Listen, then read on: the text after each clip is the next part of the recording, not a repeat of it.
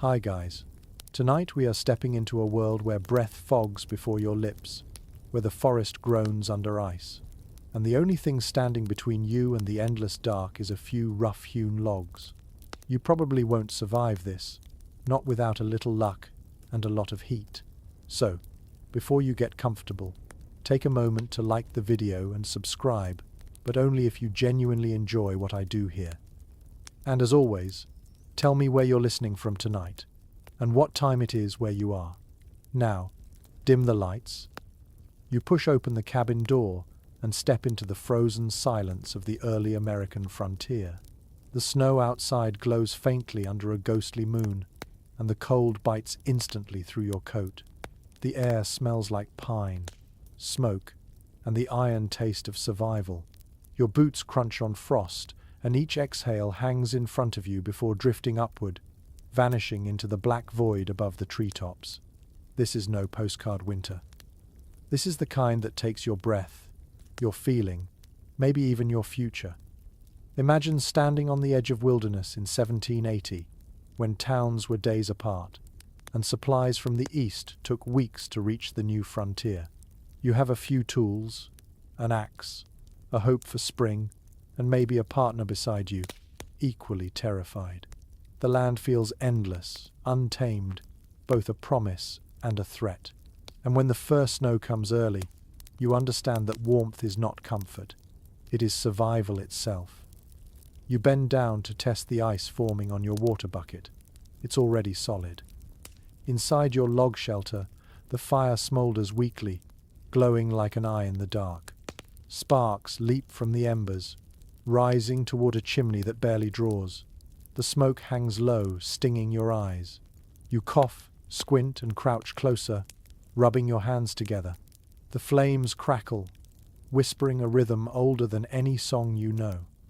Historians still argue whether settlers truly understood how deadly those winters would be when they pushed west.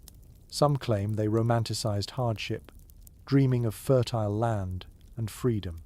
Others believe they knew exactly what awaited them, but went anyway, driven by desperation or faith. Either way, the first lesson was always the same: build fast, build tight, and pray your roof holds. You look around your rough shelter. The logs are freshly cut, their bark still clinging in strips. The gaps between them leak thin blades of cold air that you can feel even across the room. You press your palm to the wall and feel it, the pulse of the outside world, a slow, freezing heartbeat pressing in. It's almost like the wilderness is breathing against you, testing whether you belong here. The smell of resin and sap lingers from your day's work. Your shoulders ache from swinging the axe. Every muscle in your arms burns with the memory of chopping. You think about the settlers who didn't make it, the ones buried beneath drifts of snow before their cabins were finished. Some diaries speak of people freezing while sitting upright beside a dead fire, their faces peaceful, as if warmth had slipped quietly away in the night. Others tell of families digging into snowbanks like animals, praying for morning. You stir the coals and watch the glow brighten. The color shifts from deep red to bright orange, a small sun reborn. It's hypnotic, calming, almost human in its persistence. You can hear the logs crack, see tiny sparks leap like fireflies. For a moment, the cold recedes. This is what kept so many settlers alive, not just the fire itself, but the ritual of tending it, feeding it, talking to it. One old letter even mentions a man who thanked his hearth each night before sleep, whispering to the flame as though it could understand. Out here, everything feels closer to the bone. You taste the smoke on your tongue. You feel the rough grain of the logs under your fingertips. You hear the slow creak of wood expanding in the cold. The whole cabin seems to breathe with you, groaning and sighing, settling deeper into the earth. Somewhere outside, an owl calls. The sound echoes, lonely and low. You pull your blanket tighter. It's strange to think that this simple structure, 4 walls, a roof, a fire, represents the edge between civilization and chaos. Back east, people speak of luxury, brick houses, glass windows, warm bread. Here, warmth is whatever you can trap, and comfort is the absence of wind on your neck. You catch yourself smiling bitterly. Civilization feels like a dream you once had and forgot the ending to. There's a kind of peace in this too, when you know that every piece of heat is earned, that every ember was chopped, split, and carried. You feel something ancient stirring inside. Your ancestors, whoever they were, must have known this feeling too. That quiet thrill when the fire takes. That relief when the cold gives up, even for a moment. Outside, the forest creaks. A branch snaps under the weight of snow. You imagine wolves moving silently between the trees, noses lifted, catching the faint scent of smoke from your chimney. You don't fear them, not tonight. You have your flame, your four walls, and the stubborn hope that spring will come again. But as you watch the fire fade and lie back on your rough bedding, you realize something unsettling. This is only the beginning. Winter hasn't even begun to show its teeth. You will need more wood, better insulation, stronger walls. You will learn, as every pioneer did, that the fight for warmth is not a one-time battle. It's a nightly negotiation with the elements. Somewhere in your half-sleep, you remember a strange tidbit you heard from an old trapper, that some settlers believed the cold carried voices, that if you listened just right, the wind could speak the names of those who froze before you. You tell yourself it's nonsense.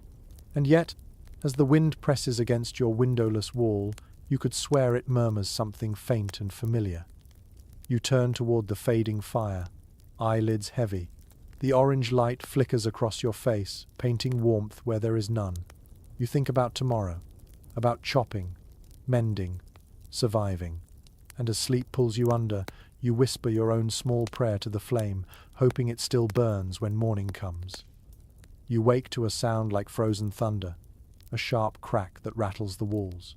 For a moment you think it is a gunshot, but then you realize it is the forest itself, splitting open under the cold. The timbers of your cabin answer with their own low groan, as if the whole structure is stretching in pain. You pull yourself from under the blanket, feeling the night's chill still clinging to your breath. Outside, dawn is little more than a pale shimmer behind grey clouds. Today, you must chop. It is not a choice, but an instinct. In this wilderness, firewood is the currency of life, and each log is worth more than gold.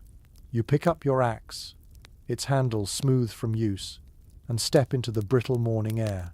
The frost has crept across every surface, painting even the axe blade in white lace. The cold burns your lungs, but it keeps you sharp, awake, aware. Historians still debate how early settlers managed to fell so many trees with such crude tools. Some claim that frontier men carried axes forged in England or the Carolinas, tempered better than local iron. Others argue they simply compensated with endurance, swinging until their arms went numb. Either way, it was back-breaking work. You approach a tall pine, its bark dusted with snow, and plant your feet wide. The first swing lands with a hollow thunk that vibrates through your chest. Chips fly, sharp and fragrant, releasing the sweet smell of resin. Each blow echoes through the woods, startling a crow from its perch. You strike again and again, until sweat steams from your skin. The world narrows to rhythm. Breathe, swing, impact. It takes longer than you expect for the tree to lean. You pause to rest, hearing the faint hiss of your breath in the cold air. Finally, the trunk shudders, then falls with a thunderous crash, shaking snow loose from nearby branches. For a few seconds afterward, there is perfect silence, as if the world itself is catching its breath. You touch the fallen bark and feel a strange mixture of triumph and guilt. This tree stood for decades before your axe met it, but now it will keep you alive. You understand now why pioneers often spoke of trees as both enemies and saviors. They blocked sunlight, stole farmland, and hid wolves, yet their wood built your walls and fed your fire. You begin to limb the trunk, working steadily, breaking branches, stacking them into a rough pile. Your fingers sting, then go numb, and you blow on them between strokes. The snow deepens around your boots, swallowing sound. There is no birdsong now, only the crisp crackle of frost breaking underfoot. By noon, Your arms tremble from exhaustion. You drag what logs you can back toward the cabin, leaving a trail of steam rising from your body in the icy air. Each piece will need splitting, stacking, drying. The pioneers called it the wood chore, but it was more than a chore, it was a season-long ritual of endurance. Some diaries mention that settlers measured winter not by days but by cords of wood remaining. When that pile ran low, fear began to creep in. You pause to drink from your canteen, the water half frozen. The taste is metallic, tinged with smoke from the nearby fire pit. You wipe your mouth and look around at the forest. It stretches endless in every direction, a sea of trunks and shadows. You can almost imagine the first people who walked these lands long before you, Native Americans who also knew how to listen to trees, how to read their strength, how to burn their hearts for warmth. There's a strange fringe story that some pioneers swore by singing wood, certain trees that cracked in rhythm when the temperature dropped, as if warning of storms to come. Whether superstition or truth, it gave comfort to those alone in the woods, a feeling that the forest was speaking back. You wonder if you will learn to hear it too. Back at the cabin, you split the logs with methodical patience. The axe bites deep. Wood bursts apart in satisfying halves. Each swing builds heat in your muscles. Soon your breath comes in clouds, and sweat runs down your back. The rhythm becomes almost meditative. You can see how some settlers claimed chopping kept their minds from despair. It was physical prayer, one stroke at a time. By dusk, the pile outside your door has grown tall enough to lean against. It looks like victory, but you know it will burn away faster than you hope. Firewood vanishes like time. You will need double this before the thaw. You step inside the cabin and stamp the snow from your boots. The smell of smoke and pine greets you again. You throw 2 fresh logs onto the hearth, and they hiss as sap boils. Sparks leap, the flames stretch, and a wave of warmth rolls across the room. You sink onto the stool, rubbing your stiff hands. Historians argue over whether the pioneers' obsession with chopping wood was simply necessity or also psychological. Some see it as a form of control over an unpredictable world. When so much of life was uncertain, crops, weather, illness, the axe was one thing that always obeyed. Each swing was proof of power, a small victory against the cold universe. Outside, the wind howls through the trees, a voice that seems almost human. Inside, you feel the pulse of heat rising from your labor, a reward more immediate than any sermon or promise of heaven. The room flickers in amber light. You can hear the logs popping, shifting, exhaling their stored summer warmth. You lean back, eyelids heavy. Tomorrow you will need to cut more. The forest will still be waiting, endless and patient. But for now, you allow yourself this fragile comfort. The ache in your arms, the warmth on your face, the faint whisper of burning pine, they remind you that for one more night, you have earned your place in this frozen world. The morning comes slow and silver, light slipping through cracks in the log walls like threads of frost. You wake to the sound of your own breath, the rhythm steady, soft, almost musical. Every inch of the cabin is coated in cold. The water bucket has frozen solid again, and your blanket smells faintly of smoke. Outside, the forest waits in its frozen silence, but inside, another task demands your hands. It is time to stack the walls tighter, to seal your fragile fortress against the kind of wind that could sneak through a needle's eye. You stand, stretch, and run your palm along the logs of your cabin. They are rough, uneven, and proud. Each scar and knot a mark of work already done. Records from the period suggest that many settlers learned log construction not from formal plans but from imitation. One man watched another, memorized the angles, and copied them. Some cabins were perfect, snug and square, while others leaned drunkenly against the wind, whistling their floors each night. You push open the door and step outside, where your tools lean beside the woodpile. The air is biting enough to make your eyes water. You grab the mallet and start checking the seams of the walls, tapping where daylight shows through. Every small gap is an invitation for winter to creep in. You wedge bits of bark, moss, or dried clay, whatever the forest and your hands can offer. The sound of hammering echoes faintly, swallowed by snow-covered pines. A curious belief floated among settlers that a perfectly tight cabin was bad luck, that air needed to breathe through the walls or sickness would settle inside. Others scoffed, saying that gaps were death traps for babies and livestock alike. You find yourself halfway between superstition and sense, packing what you can but leaving just enough space to imagine luck might pass through. Scholars still puzzle over where pioneers first learned their stacking techniques. Some argue it came from Scandinavian immigrants who carried with them the knowledge of timber interlocking.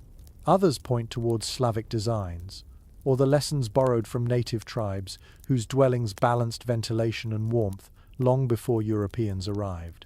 Whatever its origin, this art of fitting log to log became the language of survival.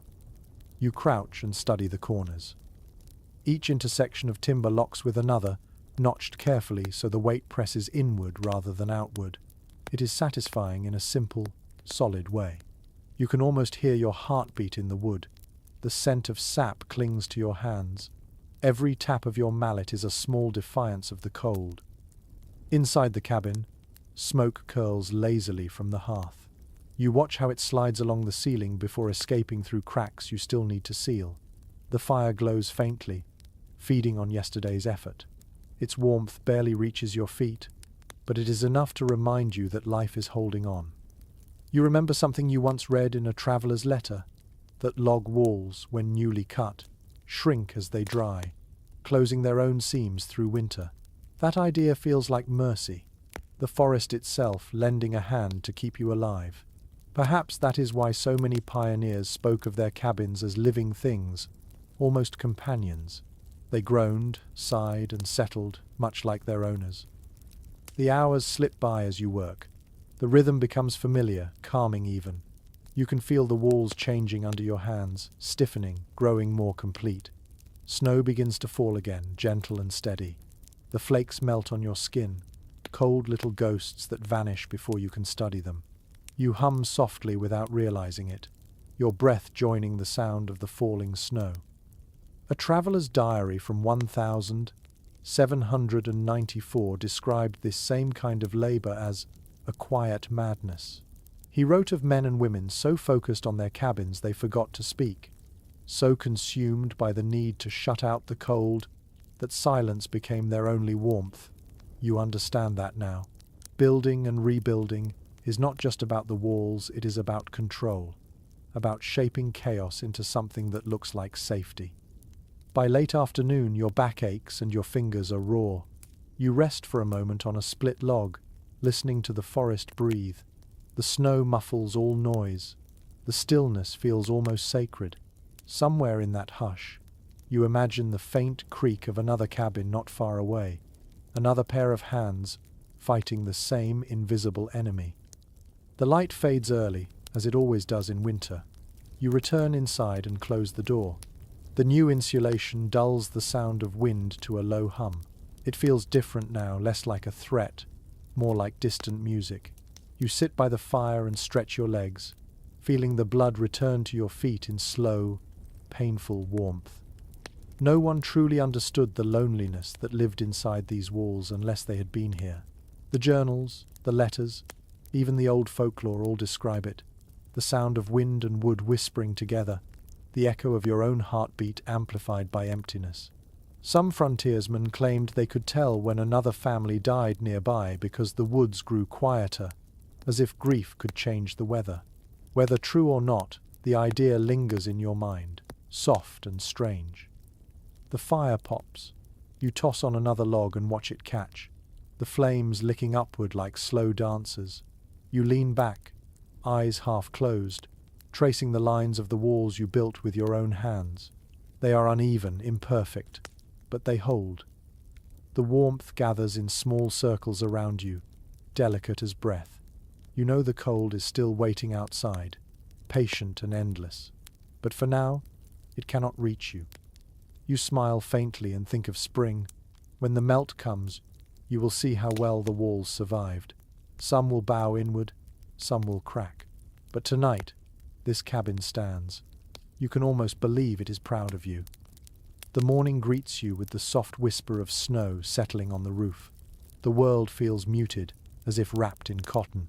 When you push the door open, the cold brushes your face like a warning, sharp and immediate. It is time to seal the last cracks, the thin gaps that leak warmth like sand slipping through fingers. Today you will mix chinking, that strange frontier concoction that stands between comfort and frostbite. You kneel beside a wooden bucket filled with a messy blend of clay, straw, moss, and mud. Your hands are stiff, but you scoop and stir. The texture gritty and damp. The smell is earthy, ancient, familiar in a way you cannot quite explain. According to letters written by settlers in the Ohio Valley, this paste was considered a kind of frontier alchemy. It turned the forest floor into walls, dirt into shelter, wilderness into home. You spread the mixture between the logs, pressing it deep with your fingers. The cold mud bites at your skin, but soon the friction warms your palms. The rough texture fills the gaps where the wind used to whisper. You hum softly as you work, the sound muffled by the cabin walls. Bit by bit, your home becomes tighter, stronger, more resistant to the cruel season pressing in. There is an odd bit of folklore claiming that some families hid charms inside their chinking buttons, carved stones, even small bones to protect the cabin from evil spirits that prowled the winter dark. You do not know whether to laugh or to believe it. A small piece of you wonders if such superstitions came not from fear of ghosts but from fear of silence. Researchers continue to disagree about how effective these chinking materials really were.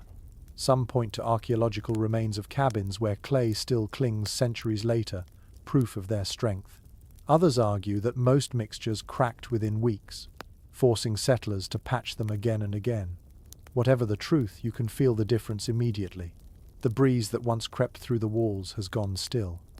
The fire's warmth begins to stay trapped inside, curling around you like an invisible blanket. You glance toward the hearth, where smoke curls lazily upward. The scent of pine pitch and faintly singed moss fills the air. The light glows warm against the wooden walls, dancing across rough textures. For the first time, you can imagine sleeping through a night without waking to numb fingers. A curious account from a Pennsylvania family describes using mashed animal dung as part of their mix when other materials ran out. It sounds horrific, but the truth was simple. Anything that dried hard and sealed tight was worth trying. The line between practicality and disgust blurred easily when survival was at stake. You pause to stretch, your back protesting from crouching too long. Outside, the snow continues to fall, fine and steady. The quiet feels like a gift. Even the forest seems to sleep under its white quilt. You lean against the doorway, looking at the trees bending under their icy burden. There is a beauty in their endurance, a lesson in patience. The logs of your cabin glisten with moisture. When you step back inside, the difference is striking. The air feels stiller, thicker, more contained.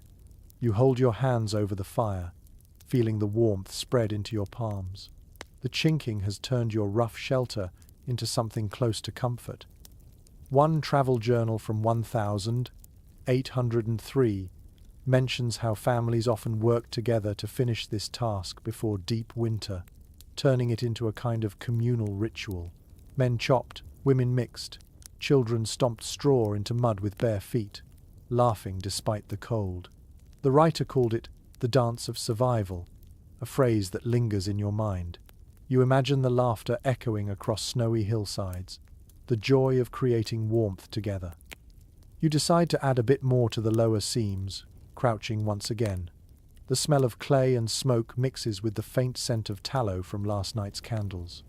It is not pleasant, but it is real, grounding. Each press of mud feels like defiance. Each gap filled is one less place for death to slip through. The fire pops suddenly, startling you. Sparks leap toward the ceiling before fading. You smile, reminded that even flame has its moods. You sit for a while, watching the light play over the uneven surface of your handiwork. It is imperfect, messy, alive. Later, as night descends, you run your fingertips along the seams, testing for drafts. There are still tiny leaks, but most of them are gone. You can almost hear your cabin sigh in relief. You lay another log on the fire and listen to the snow hissing against the roof. The sound is soft, steady, hypnotic. Some pioneers claimed they could tell the health of their home by how the fire behaved. If the smoke rose straight, the cabin was sealed well. If it curled back toward the floor, the walls were whispering secrets of weakness. Tonight, the smoke rises clean and sure. You take that as a good sign. As you stretch out on your straw mattress, you let your mind wander. The mud beneath your fingers earlier still clings faintly to your skin, its smell earthy and human. You think about how every handful of that mixture connects you to thousands of forgotten hands that shaped warmth from dirt before you. The thought is oddly comforting. Outside, the forest sighs again, the wind searching for any path inward. But tonight, it finds none. You close your eyes and smile at the muffled quiet. The cold may own the world beyond these walls, but for now, this little cabin belongs entirely to you. The day begins in a haze of pale gold light, leaking through the smoke-stained cracks above the hearth. Your body is stiff from sleep, but the smell of last night's ashes lingers, warm and comforting. The cabin feels alive with faint creaks and sighs, wood expanding as the fire wakes again. You kneel and stir the embers, watching the faint orange glow spark back to life. The heart of survival, after all, is never letting that small light die. You toss on a handful of bark shavings, then a few slender twigs. The smoke thickens, curling like a restless spirit. The flame takes hold slowly, licking upward, turning red into gold. Soon the crackle fills the silence, steady as breath. You rub your hands together, leaning close, the heat kissing your cheeks. The air smells like pine resin and yesterday's labor. Letters from settlers often describe this daily fire ritual as the true beginning of morning. One woman from the Kentucky frontier wrote that she prayed not to any saint, but to the mercy of flame. The fire was friend, servant, and sometimes enemy. To lose it in winter meant panic. To feed it was worship in motion. You step outside briefly to fetch more wood. The world is a blank page, snow smoothing every edge. The forest glows faintly under the sun, light bouncing off every surface. Your boots crunch through the crusted layer, and each breath forms tiny clouds that drift away like ghosts. You carry a small bundle back, careful not to spill the few coals you had preserved overnight in a clay pot near the hearth. It is strange to think that your life can depend on something as small as a glowing ember. Inside, the flames grow brighter, licking up the soot-darkened stones. The warmth spreads unevenly, creating little islands of comfort within the room. You set a pot of water nearby to thaw, and listen to the gentle hiss as ice gives way. The sound is soothing, a tiny victory against the endless freeze. A curious account from a traveling minister tells of families who passed fire from house to house, carrying coals in covered pans if their own hearth went cold. Fire was a kind of community currency, borrowed and shared. Imagine the small relief of seeing a neighbor appear through the snow, face red with wind, holding out a glowing coal wrapped in rags, a spark carried in human hands. Experts still debate how efficient early fireplaces actually were. Some argue that most heat was lost up the chimney, that cabins remained icy except for the few feet closest to the flames. Others believe settlers learned to adapt, building lower ceilings and angled hearths that reflected warmth. You can feel the truth in both sides.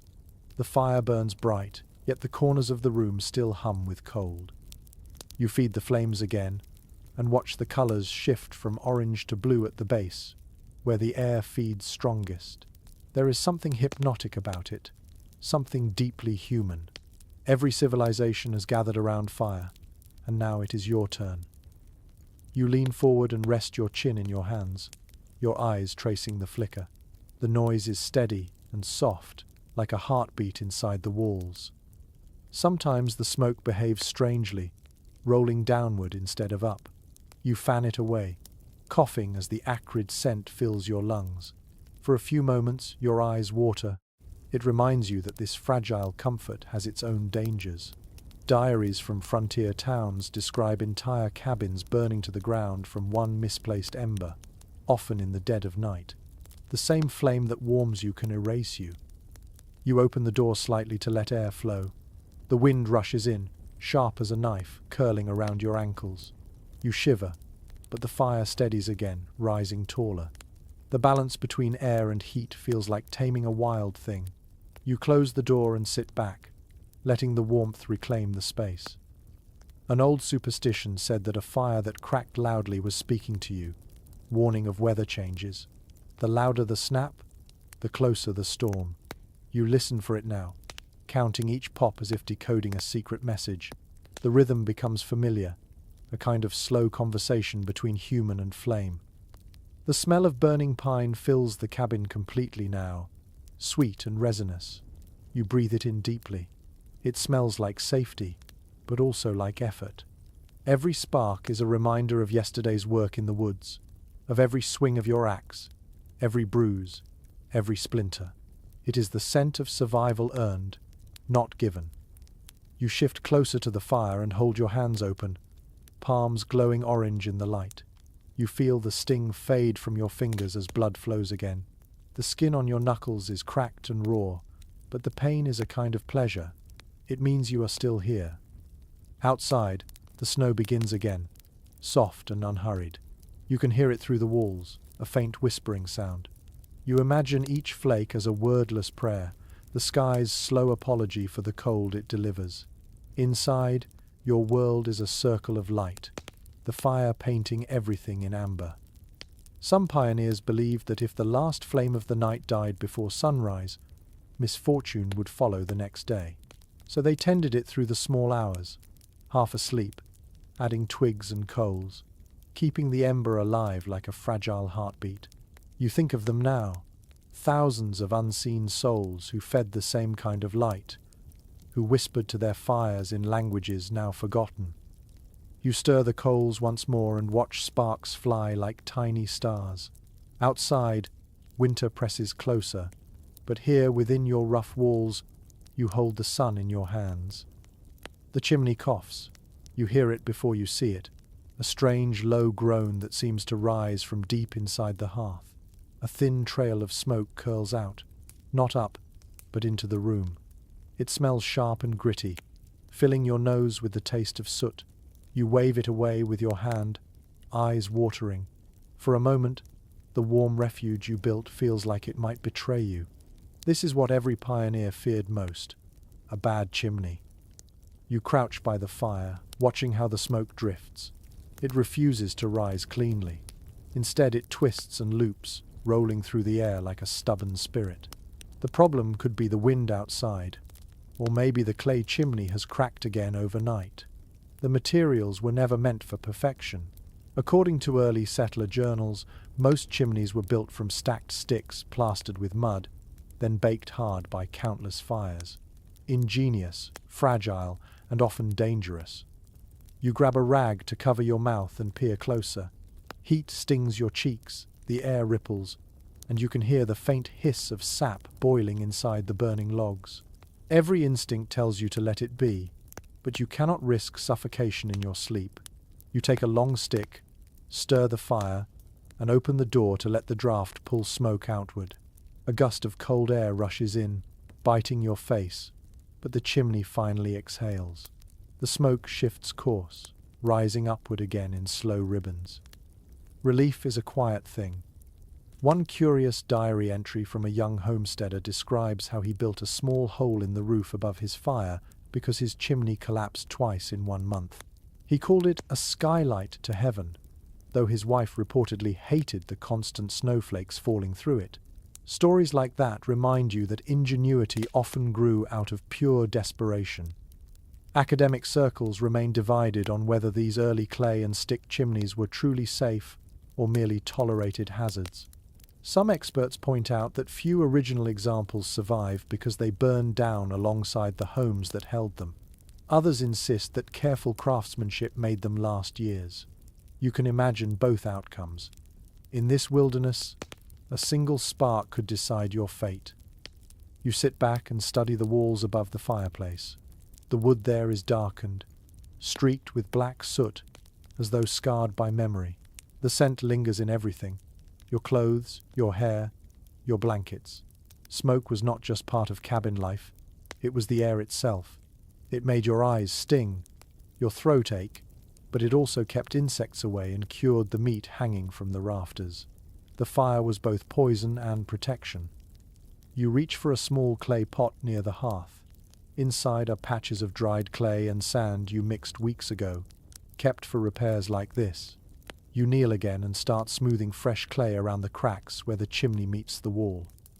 Your fingers ache from the cold, but the clay sticks well, sealing the gaps. It feels like bandaging a wound, slow and necessary. Outside, the wind begins to rise, a long, moaning sound that seeps through the logs. The chimney answers with a deeper hum, a strange duet of air and fire. For a moment, the sound feels almost alive. You imagine it as the voice of the cabin itself, singing softly to remind you that everything here depends on balance. There is a peculiar tale told by travelers through the Appalachian valleys. They said that some families carved protective symbols into their chimneys, tiny crosses, circles, or handprints pressed into wet clay. The marks were meant to confuse spirits that slipped down through smoke. No one can prove the truth of that, but you find the image comforting, small gestures of hope against endless cold. You take a step back and inspect your work. The chimney leans slightly, crooked but sturdy. You smile despite yourself. It reminds you that frontier craftsmanship was never about beauty. It was about endurance. A man once wrote that his chimney stood like an old mule, ugly but loyal.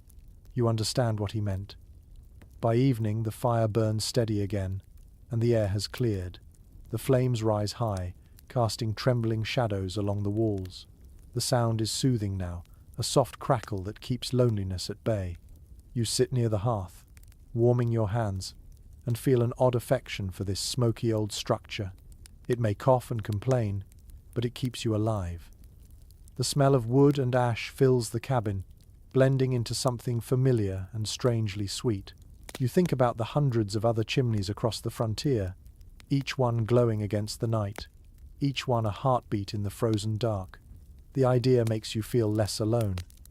Later, when you lie down on your straw mattress, you can still hear the faint rumble of the fire. It sounds like the ocean from a great distance. The warmth reaches your toes, climbs slowly up your legs. You close your eyes and listen. Somewhere deep in the chimney, the wind sighs again, and the house breathes with you. You wake to a softer cold this time, the kind that feels almost kind before the day begins to sharpen. The fire has died down to embers, glowing faintly in the half-light. You rise slowly, feeling the stiffness in your shoulders and knees, and add a handful of twigs to the ashes. They catch reluctantly, and soon a faint flame returns, trembling but alive. You crouch beside it, palms open, feeling the warmth crawl back into your fingers. The air smells of smoke and cooked wood, familiar and strangely tender. As the light grows stronger, the room reveals itself again. Walls darkened by soot, a floor dusted with ash, and the faint sparkle of frost that has crept in through the cracks you missed. You watch the light shift across the room, flickering between gold and grey. This fire is not just a tool anymore. It has become the center of your existence. Contemporary accounts make it clear that, for early pioneers, the hearth was more than heat. It was heart. Families gathered here to cook, to pray, to argue, to live. Births happened beside the fire, and so did deaths. In many cabins, it was the only true light source, the only warmth through endless dark months. You look at yours now, small but determined, and understand why settlers often spoke to their fires as if they were living things. A strange superstition drifted through the old settlements that the hearth flame mirrored the family's soul. If it burned clean and strong, the home would prosper. If it smoked or sputtered, bad luck lurked nearby. You glance at your fire, burning steadily now, and decide to take the omen as good. Specialists still debate whether hearth design in the frontier was more functional or symbolic. Some argue that the broad stone bases and towering mantels were attempts to imitate European style, while others believe the structure evolved from pure necessity, shaped by local materials and weather. Looking at your simple clay hearth, you suspect both ideas hold truth. Function came first, but beauty was not entirely forgotten. You rise and begin to prepare a small breakfast. A few leftover pieces of bread toasted on a flat rock near the flame. The smell is smoky and faintly sweet. Your stomach growls softly, a reminder that warmth alone cannot sustain you.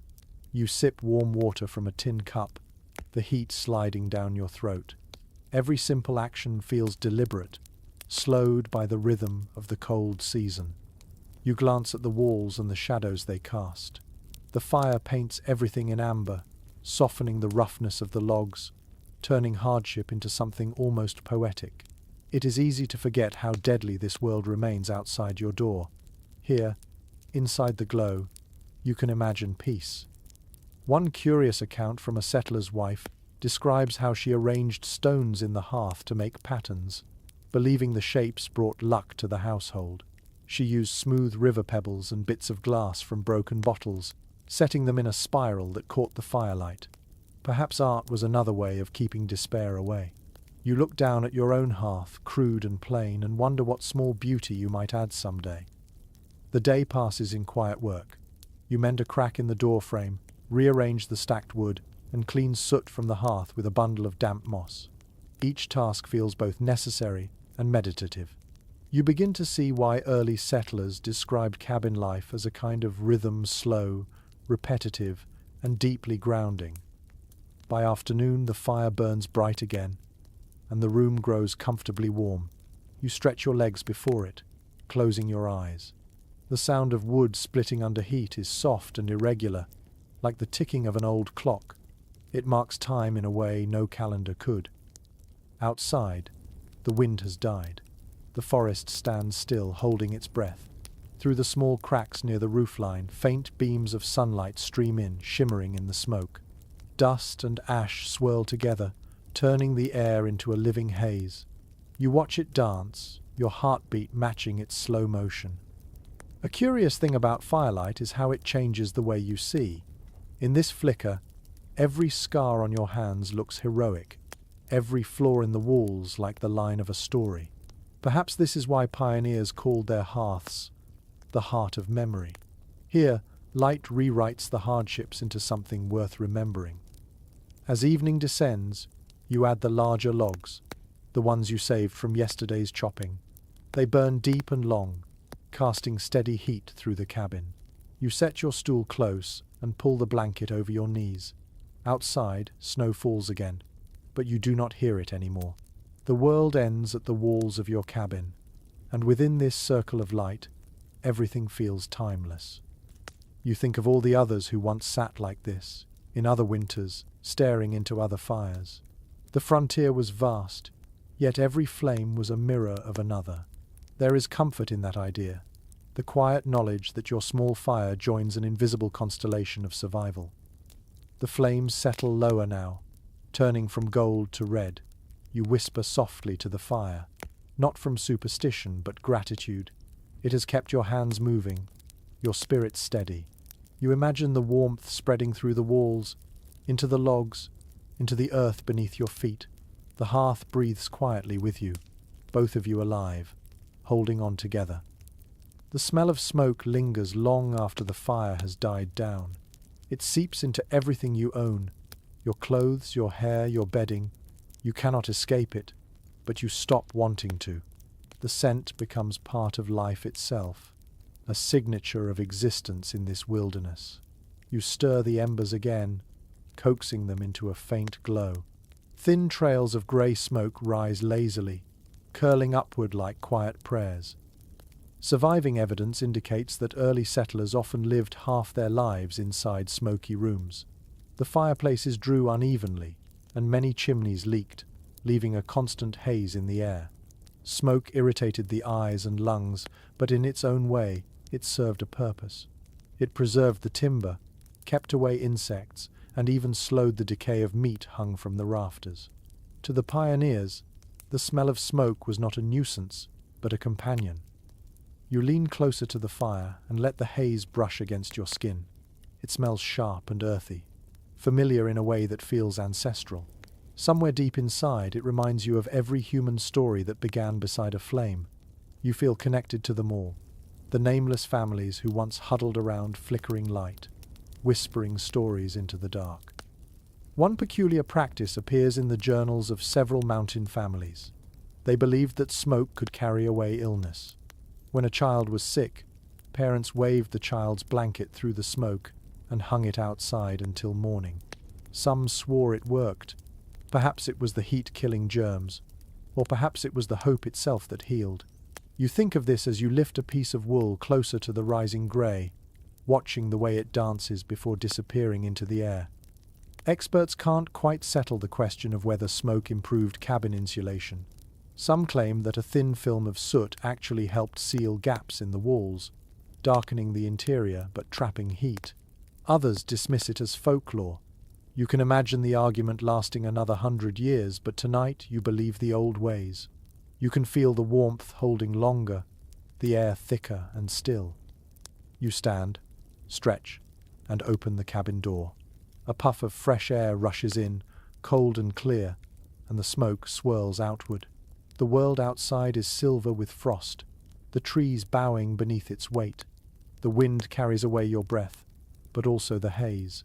You stand for a moment, watching it drift upward into the sky, a pale ribbon fading into nothing. Then you close the door and return to the quiet inside. Your walls now smell like the forest after lightning, rich with sap and char. You can almost taste the air, a mixture of ash and pine. It coats your throat, but it also comforts you. In the flicker of firelight, the haze softens every edge, turning the rough cabin into something gentle, almost dreamlike. There is an odd story told among early traders who traveled the Allegheny valleys. They spoke of cabins so thick with smoke that the rafters dripped tar, yet the families inside lived to old age, while others in cleaner air perished. Whether coincidence or proof, no one knew. Still, many settlers began to believe that smoke itself was a kind of guardian, the spirit of fire watching over the living. You move your stool closer to the fire, holding your palms out. The warmth glows against your skin. The smoke weaves faint patterns around you, and you follow them with your eyes until they vanish into the chimney. It feels hypnotic, a slow dance of grey and gold. You find yourself breathing slower, calmer. The cabin hums quietly, as though the air itself has thickened into comfort. When you look at the ceiling, you notice how the smoke has painted it. The logs are darkened, streaked in uneven shades of black and brown. Some settlers called this the sky of the house, and for good reason. It told the story of every fire ever lit inside. You run your hand along one of the beams and feel the smoothness where the smoke has polished it over time. You remember reading about how some indigenous tribes used controlled smoke inside their lodges intentionally, not only for heat and preservation but also for ceremony. They saw smoke as a bridge between worlds, a link between body and spirit. Perhaps the settlers borrowed more from them than they realized. The fire snaps sharply, breaking your reverie. Sparks fly upward, chased by the smoke, glowing briefly before fading. You smile. Even the smallest embers seem alive, carrying whispers of summer sunlight locked inside the wood. You toss another piece of pine into the hearth, and the air fills again with that resinous sweetness. You sit quietly and listen. The wind outside presses softly against the walls, and the chimney hums its low tune. Inside, everything feels suspended, as if the smoke itself has slowed time. You take a deep breath, letting the scent fill you, then exhale slowly. The air may be thick, but it feels safe. Some settlers wrote that when the smoke grew too heavy, they would crawl onto the floor to breathe the cooler, clearer air near the ground. You imagine it. Whole families lying on their stomachs, talking in whispers, laughing through coughs. Survival did not always look dignified, but it worked. The fire burns lower now. You stretch out your legs and pull the blanket closer, eyes half closed. The haze around the ceiling swirls lazily, turning the light soft as candle wax. You can almost see faces forming in it if you stare long enough, shapes of the past, maybe, or just the tricks of fatigue. You do not mind. It feels like company.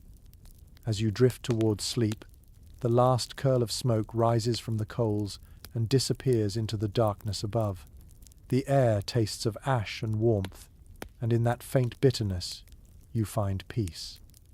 The fire has burned down to glowing embers, and the cabin feels hushed, like it is holding its breath. You stretch under your blanket, trying to ignore the chill that clings to the corners of the room. The wind outside hums softly, and the roof groans as snow shifts on top. You pull the covers tighter, feeling the rough texture of woven wool against your cheek. The air smells faintly of tallow and wood smoke. You are wrapped in warmth, but it is fragile, always fleeting. According to frontier diaries, one of the most constant struggles of early settlers was keeping their bodies warm through the night. The cabins might have held heat for a few hours, but once the fire faded, the temperature dropped quickly. Families experimented endlessly with bedding, layering animal hides, woven blankets, and straw-filled ticks. What they discovered was that comfort came not from softness, but from trapping air. Air, even when cold, could hold heat if you layered it right. You reach for your blanket and feel its heavy weight. It smells faintly of smoke and pine needles, the scent of the forest outside now woven into the fabric. Beneath it is a layer of deer skin, smooth on one side and soft with fur on the other. The settlers prized these hides, not only for warmth but for the connection they offered to the land. Every animal harvested was part of a cycle of survival, and its hide became both shield and memory. There is an old tale from a trapper's journal that speaks of a man who swore by sleeping completely naked between two layers of furs, claiming the heat from his skin would be trapped more efficiently that way. His neighbors thought him eccentric, but he lived through every winter. Whether it was science or stubbornness, no one could say. You think about that as you tuck the blanket under your chin and feel the heat of your body gathering beneath the layers. Some researchers argue that the pioneers' bedding habits tell us more about their ingenuity than their poverty. They adapted to what they had: scraps of linen, old coats, even dried grass stuffed into pillowcases. A few settlers used cattail fluff, soft and silvery, gathered from frozen marshes. It was not elegant, but it worked. You adjust your position and feel the straw mattress beneath you creak. The sound is rough and familiar. It releases the faint smell of earth and summer fields, a reminder that warmth is built from every season that came before. You close your eyes and listen to the fire's last whispers, faint and steady. In some households, a single quilt was considered a family heirloom. Women stitched them through long winters, recycling worn clothes and leftover scraps. One surviving quilt from 1790 is said to contain pieces of a soldier's uniform, wedding linen, and the hem of a child's christening gown. The pattern forms a chaotic mosaic of life itself, sewn together in patience and hope. You imagine that same kind of patchwork on your own bed, the weight of it pressing you gently into sleep. A curious superstition lingered in certain settlements that you should never fold a quilt before dawn, as it might trap your soul within the fabric. You smile at the thought, pulling your own cover a little higher. There is something poetic in the idea that warmth could keep more than just your body safe. You roll onto your side and feel the warmth of your breath against the blanket. The rhythm of it becomes a soft lullaby. The rough weave scratches slightly against your nose, but you do not mind. Everything here carries texture, a reminder that comfort was never smooth in this world. Experts still discuss how pioneers managed moisture inside their cabins. Too much insulation could trap humidity, soaking bedding and walls alike. Some families left tiny vents or even cracked doors to let air move, accepting the draft as the price of dryness. The balance between heat and dampness was delicate, like walking a tightrope. You can feel it tonight as the air shifts between too warm and too cold, never quite perfect. The flicker of the dying fire casts faint shadows on the walls. The light catches the edge of your blanket, turning its coarse fibers into threads of gold. You trace one with your finger, following the weave, thinking of the hands that made it. Perhaps it once belonged to another settler, someone who fought the same battle against the cold, someone whose story ended where yours begins. Outside, the wind rises again, brushing against the walls like the sigh of a restless spirit. The cabin creaks, but it holds. You curl tighter, drawing your knees up beneath the covers. The layers trap your body heat until you begin to feel drowsy. You can almost imagine the world outside disappearing. The snow, the wolves, the cold, all erased by the small island of warmth you built for yourself. There is a comfort in the weight of blankets. It quiets the body, slows the mind, makes the darkness less lonely. You can feel your heartbeat steadying, your breathing evening out.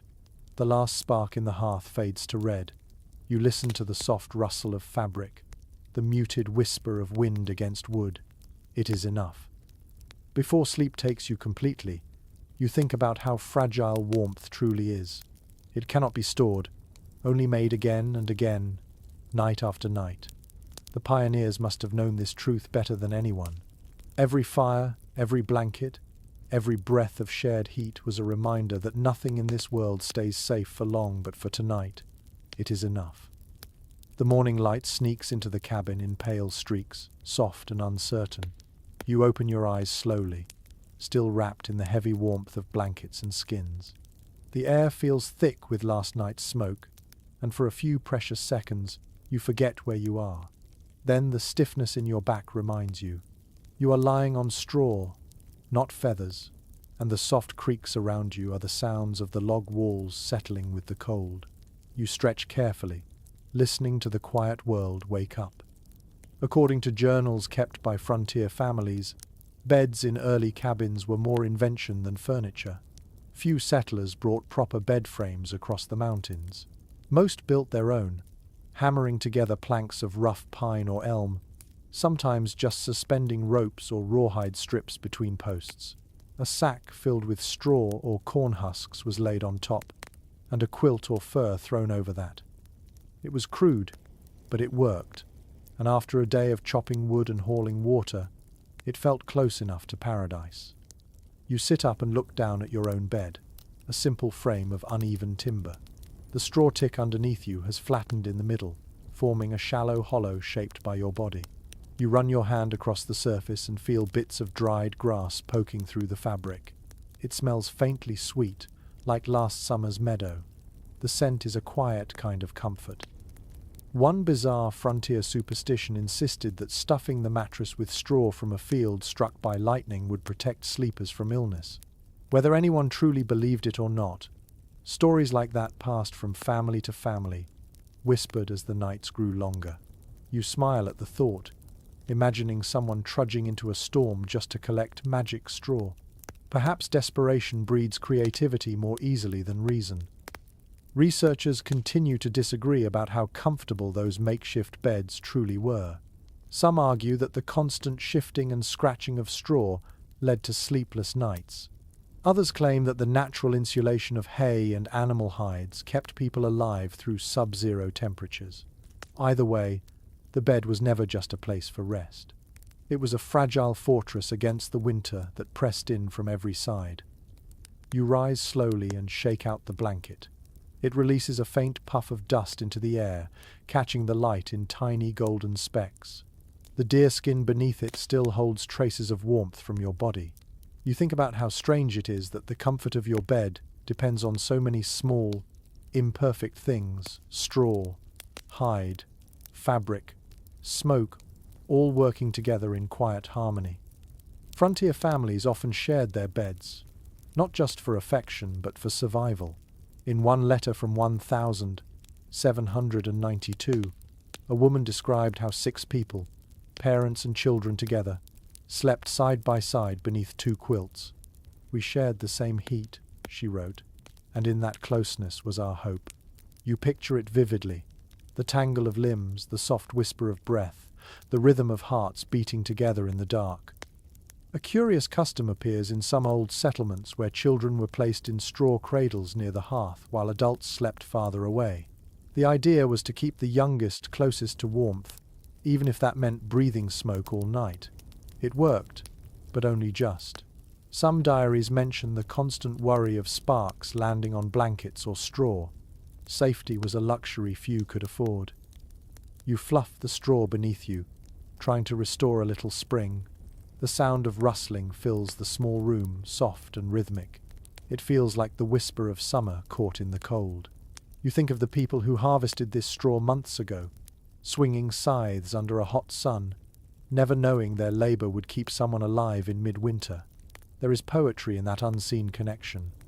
The cabin air is cool again, your breath visible as faint white wisps.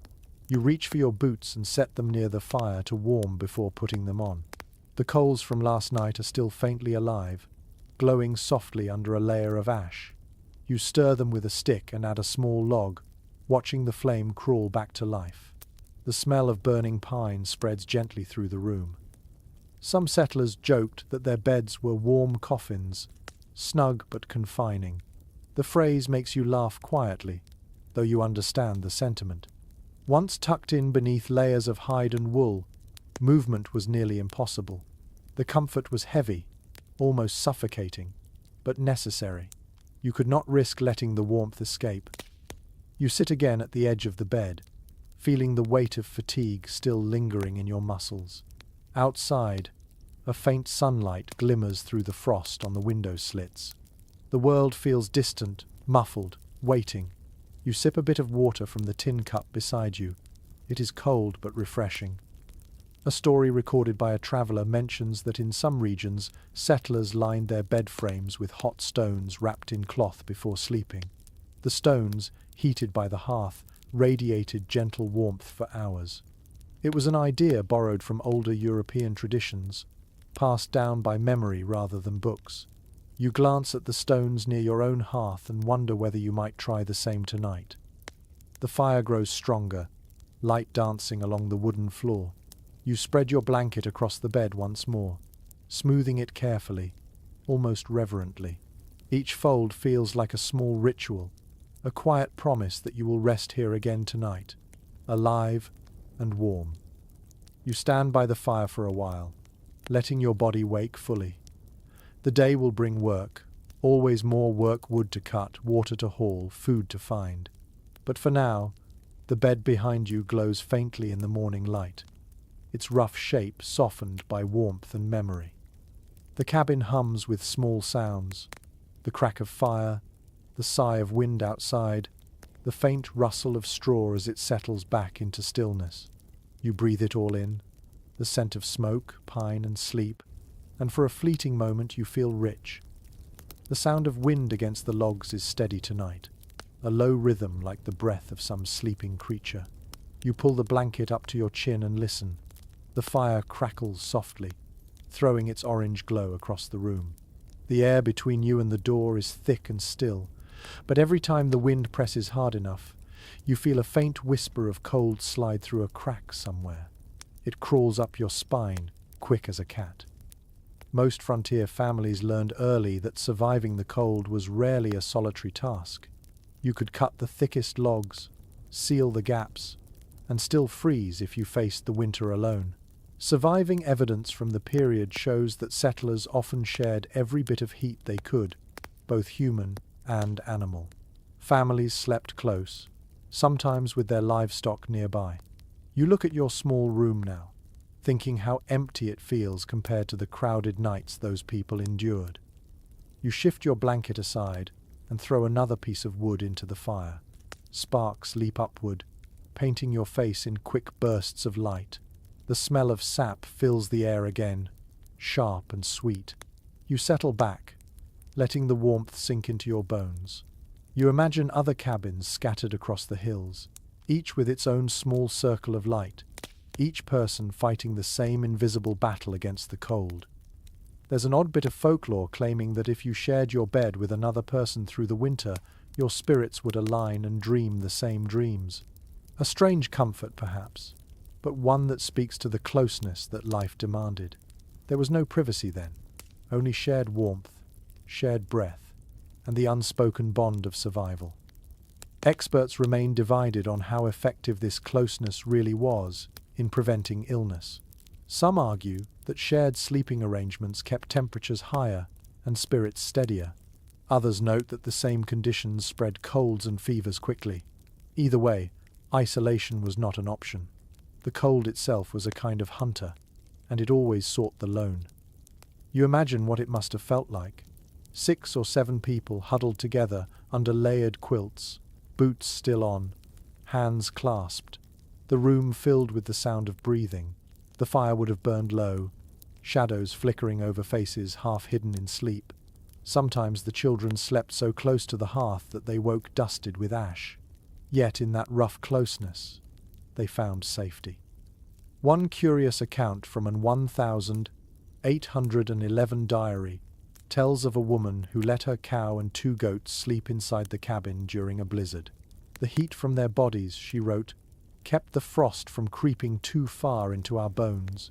It must have smelled terrible, but she and her children survived when others did not. Necessity had its own kind of logic on the frontier. You shift again under your blanket, your mind tracing the shape of that story. You can almost hear the low breaths of animals, the gentle rustle of straw, the firelight reflecting off their eyes. The boundaries between human and beast blurred in the struggle for warmth. It was not dignity that kept people alive out here. It was adaptation. Your cabin creaks again, a familiar sound now.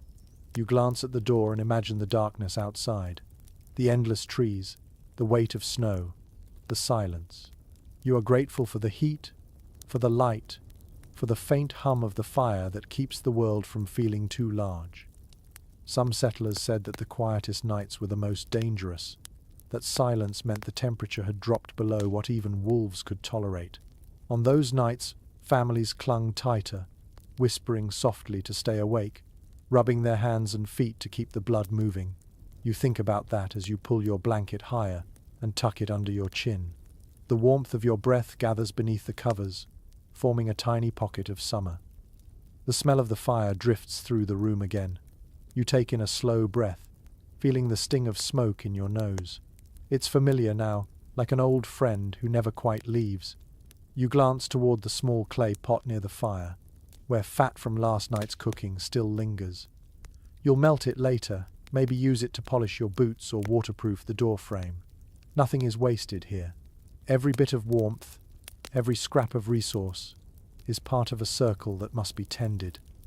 A letter from a settler named Nathaniel Cox speaks of how silence became unbearable in the dead of winter. He wrote that people talked to the fire, to the wind, even to the walls, just to hear something alive answer back. You can understand that now. The cabin listens too, its timbers creaking like an old companion, responding in its slow, wooden language. You shift closer to the fire again, wrapping the blanket around your shoulders. The warmth builds slowly, wrapping your body in layers of drowsy comfort. The flames twist and bow, each spark a heartbeat. Outside, the wind sighs again, softer now, almost tender. You close your eyes and imagine a world without the cold, a summer field stretching forever. Then you smile faintly, realizing that even in that dream, there would be something missing. The fight itself gives meaning to the warmth. To endure is to understand what it costs to live. You lie back, the fire's reflection dancing against your eyelids. The walls breathe with you, and the faint hum of wind becomes your lullaby. You drift towards sleep, feeling both small and infinite in the same breath, the way only winter can make you feel. Morning comes without warning. You wake not to light, but to the sound of wind slipping through unseen cracks, whispering across the cabin walls like a question. The air bites your skin before you even sit up. You pull the blanket tighter and stare at the tiny slivers of daylight sneaking through the wooden seams. They shine on the floor like pale threads of silver. The fire has died, leaving behind only grey ash. Most settlers learned quickly that log walls alone could not keep out the cold. According to surviving homestead notes, it was common practice to stuff rags, paper, and even old corn husks into every gap they could find. The smallest slit could undo a night's worth of warmth. You reach for your sack of scraps and start your morning ritual, crouched low, fingers already numb. The cabin smells faintly of old cloth, pine pitch, and damp ash. You press bits of worn linen into the seams where two logs meet. The material darkens slightly as it absorbs the moisture from your fingertips. It is tedious work, but each little patch makes a difference. As you fill the cracks, the light fades from between them, and the air grows stiller. You can feel the balance shifting, warmth beginning to hold its ground again. A curious belief from old mountain communities said that using paper with written words added luck to the home. Families stuffed scraps of letters or hymn pages into the gaps, convinced that scripture could keep the wind from finding its way back inside. You think about that as you press in a bit of parchment from an old pamphlet. Maybe faith can fill a hole just as well as cloth. Some researchers suggest that the ritual of sealing walls was more than practicality. It gave settlers a sense of control over a world that otherwise refused to listen. The act of repairing, of choosing what stayed in and what stayed out, was a declaration that the wilderness had boundaries. You feel that same quiet satisfaction now. Each crack you close like a promise that the cold will not win today. You pause to stretch, your back popping as you straighten. The window, such as it is little more than a square hole covered with oiled paper. Frost has crept across it overnight, tracing delicate branches of ice. You touch the surface gently, and your finger leaves a small, clear trail. The paper shivers under your hand. It lets in a faint glow but no warmth. Early settlers prized real glass-like treasure, yet most never saw a pane until years after building their homes. An old letter found in a Tennessee cabin describes a family who lined their single window with sheets of animal bladder, stretched thin and translucent. It let in light but trapped the air. Primitive, yet surprisingly effective. You can almost imagine how strange it must have looked, a ghostly sheet glimmering with candlelight at night. The wind rises again, this time sharper. It tests your work immediately, rattling the seams. You hold your breath, waiting to feel the telltale draft against your skin, but none comes. A smile spreads across your face. The satisfaction is simple and pure. The cabin may be rough, but it listens to your hands. You continue along the back wall, pressing bits of old fabric into new gaps. Some are from torn shirts, others from worn socks, still smelling faintly of tallow soap. It is an odd collage, a patchwork of memory embedded into the very walls. If someone were to tear this cabin apart one day, they would find pieces of your life hidden inside. One traveler's account mentions a family that used the pages of a broken Bible to insulate their walls, and for years afterward, visitors swore that in deep winter, you could still make out the faint outline of words when sunlight struck the paper just right. You think of that now as you glance at the soft glow seeping through the gaps. Maybe your cabin will one day whisper your story too. The wind outside begins to calm. The air inside feels heavier, thicker. You crouch near the floor, holding your palm near the wall to test for leaks. The faint chill that once crept through is gone. Instead, you feel only the quiet weight of still air, like a held breath. Experts have noted that the settlers' fight against drafts created a paradox. Too much sealing could lead to suffocating conditions. Too little could mean freezing. The balance was delicate, learned through trial and error. You think of this as you sit back on your heels, watching a faint wisp of smoke curl from the dying coals in the hearth. Life here is a constant negotiation, never won completely. You rise, stretch again, and wipe your hands on your trousers. The scraps are gone, the walls patched, the job done. You stand quietly for a moment, letting the silence return. The room feels different now. Closer, softer, safer. Even the wind's distant moan has changed its tone, muffled to a lullaby. You add a log to the fire and watch the smoke rise straight this time, no longer swirling toward the gaps. You smile and sit beside the hearth, rubbing your hands together. Warmth creeps back into your fingers, slow but certain. The faint crackle of flame becomes the only sound. Outside, snow begins to fall again, tapping gently on the roof. Inside, you sit in your dim-sealed sanctuary, surrounded by rags and patched seams, and realize something profound in the quiet. Every scrap, every smudge of dirt, every imperfection is part of your defense against the vast, merciless world beyond. You close your eyes and listen. The wind still calls faintly from the trees, but it cannot reach you now. The cabin is whole, stitched together by your hands, your patience, and a stubborn faith that warmth belongs here. The sound wakes you first. A deep, heavy crack, like the world itself splitting open, then silence. The cabin holds its breath. You lie perfectly still, your heart thudding in your chest, waiting for another sound. When it comes, it is softer, a groan that rises through the walls, a slow shudder of wood and ice shifting against each other. The cold has grown stronger in the night. You can feel it before you move, a weight pressing against the walls, squeezing into every seam you sealed yesterday. You push yourself up and see your breath plume in front of you, thick and white. The fire has gone out again, nothing but grey ash in the hearth. You hurry to strike a spark, the flint slipping in your cold fingers.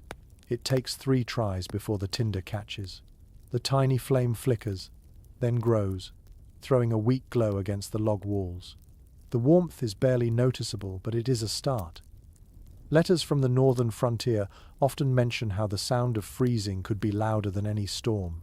Water inside logs expanded until it burst, sending cracks like rifle fire through the still night. Sometimes it was the cabin itself that broke, timbers splitting with sharp, echoing pops. The settlers learned to live with that constant fear, never sure which noise meant danger and which was harmless. You wrap a blanket around your shoulders and listen. Outside, the wind has died, but the forest is alive with strange noises. You can hear the creak of trees bending under the weight of ice, the distant crash of a frozen limb giving way. Each sound feels both close and infinite. You wonder how many cabins have fallen tonight, how many fires have failed. One odd story from a family in Vermont tells of a winter so cold that their buckets froze solid inside the house, and the cider turned to slush beside the fire. They joked about eating spoons of it with supper, but by spring, their laughter was gone. You think about that as you sip from your own cup, the water stiff with ice along its edges. The taste is sharp and metallic, almost painful. Experts have written that early settlers sometimes built their cabins with green wood, too fresh and wet to withstand deep frost. When the temperature dropped suddenly, the moisture inside those logs expanded, warping walls and breaking corners. You look at your own cabin and wonder if the deep groan you heard was one of those cracks starting to form. The thought sends a small shiver down your spine that has nothing to do with cold. You stand and inspect the walls, tracing your fingers along the seams. The surface is cold, hard as stone. Frost clings in tiny white veins between the logs, glimmering faintly in the light of the fire. You press your palm flat and feel the vibration of the world outside, faint but alive. The cabin feels like a living thing under pressure, holding itself together by sheer will. There is a peculiar belief recorded in one mountain settlement that the cold itself had a spirit, an ancient presence that could hear every sound a house made. People were told not to curse when the wood cracked, for the spirit might take offense and send worse weather. You half smile at the thought, whispering a quiet apology to the frozen air, just in case. The fire grows stronger now, light pushing back the shadows. You hold your hands out to it, the heat stinging your palms at first, then seeping deeper until the ache eases. You can smell resin and ash, hear the faint hiss of melting ice along the chimney. The sound is reassuring. It means something is softening, even if only by inches. You sit down and pull the blanket tighter around you. The walls groan again, lower this time, a tired, heavy sigh. The sound is less frightening now that the fire is alive. It reminds you that survival is a conversation between you and the world outside. Every pop, every creak, every whisper of wind is the land speaking back. A traveler once wrote that during the worst freezes, even voices sounded brittle. He claimed that words left the mouth like shards of glass, breaking in the air before reaching another ear. Whether that was poetic exaggeration or memory shaped by fear, you cannot tell, but you understand the feeling. Every movement, every breath feels fragile in cold like this. You shift closer to the fire again. The warmth radiates across your knees, the orange light painting the room with gentle motion. You can hear water dripping now, slow and rhythmic, from the thawing roof beams. Each drop hits the floor with a tiny sound like a clock ticking. You find comfort in its steadiness. It means time is still moving, that winter, however cruel, has not stopped the world entirely. The cold presses harder against the windows. Frost blooms again across the oiled paper, forming intricate flowers of ice. You trace one pattern with your fingertip, the chill biting your skin. The design changes as you touch it, melting slightly, reforming seconds later. You think about the pioneers who woke to the same sight centuries ago, staring at frost that looked almost too beautiful to belong to hardship. You lean back, eyes half closed. The fire has taken hold fully now, filling the cabin with a faint hum of warmth. The walls continue their quiet creaking, the ice shifting outside, the wind gathering again in the trees. Everything sounds alive in its own frozen way. Before long you will have to fetch more wood, patch the cracks again, and tend the fire through another night. But for this moment, sitting in the glow of flame and listening to the ice sing against the world, you feel strangely peaceful. The cold may surround you, but it has not yet claimed you. You are still here, breathing, listening, alive in the heart of winter's voice. The fire has been burning since dawn, steady and calm, but its scent has changed. The air inside the cabin now carries the heavy sweetness of melted fat mixed with wood smoke. You know that smell well. It means you have begun your daily experiment with tallow and candles, trying once again to make light and warmth from the same humble ingredient.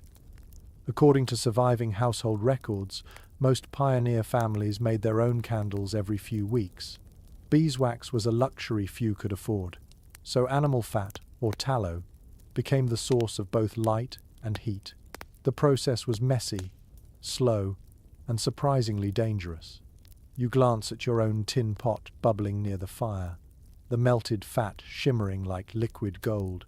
The faint hiss reminds you how easily a single mistake could turn flame into disaster.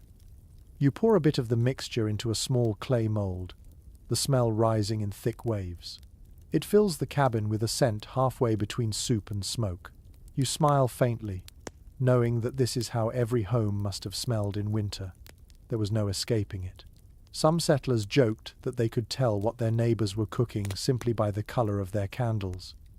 A peculiar note in an old trader's diary tells of one man who added crushed herbs and pine resin to his tallow for pleasantness and longer burn. The neighbors teased him for wasting good materials, yet his cabin was known to smell faintly of wild mint, even in the deepest winter. You find the idea oddly charming, and wonder what small luxuries you might add next time. Researchers often point out that early candles served a dual purpose. They were not only for light but also for warmth. In a small space like this, even a handful of candles could raise the temperature slightly. The heat they produced was minor, but at night, every degree mattered. You can feel it now as you light the first one, its thin flame adding a soft glow beside the fire.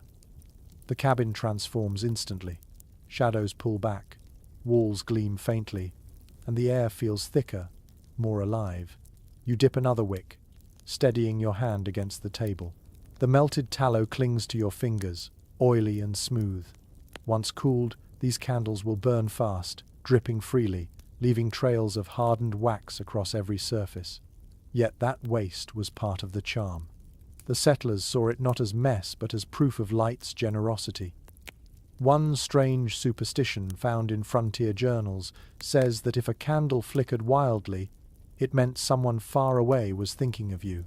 If the flame burned blue, a storm was on its way. You glance at yours now, steady and golden, and take it as a quiet sign of peace. The fire pops behind you, sending a spark upward. You turn, checking the pot, then stir what remains. The The fat thickens as it cools, turning from clear to cloudy. You can see your reflection in its surface, faint and distorted. The smell has mellowed, still heavy but no longer unpleasant. It smells like safety, like work completed and light earned. Some scholars still discuss how much of a role these small rituals played in keeping settlers sane through the endless dark.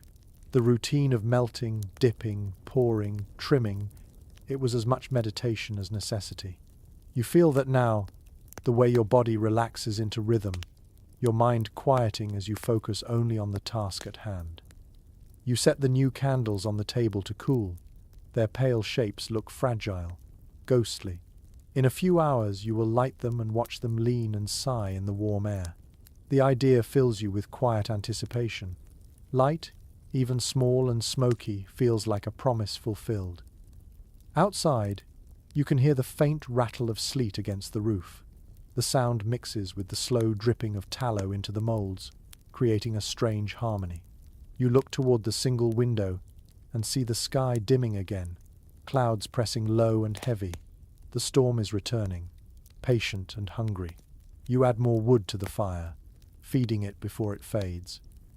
A curious story told by a preacher in the early 1800s claimed that settlers sometimes used leftover candle stubs as emergency heaters. They placed several inside a small clay pot, lit them together, and covered the top with a plate to trap the heat. Crude, yet effective enough to keep fingers from freezing. You look at your own half-burned candles and consider trying the same before nightfall. The cabin glows now, with the gentle rhythm of fire and candlelight. The two flames dance together, one bold and roaring, the other calm and constant. The smell of tallow thickens the air, but it carries a strange sweetness. You find yourself humming softly, a tune you do not remember learning. It fits the flicker of light, the hush of snow outside, the heartbeat of warmth inside.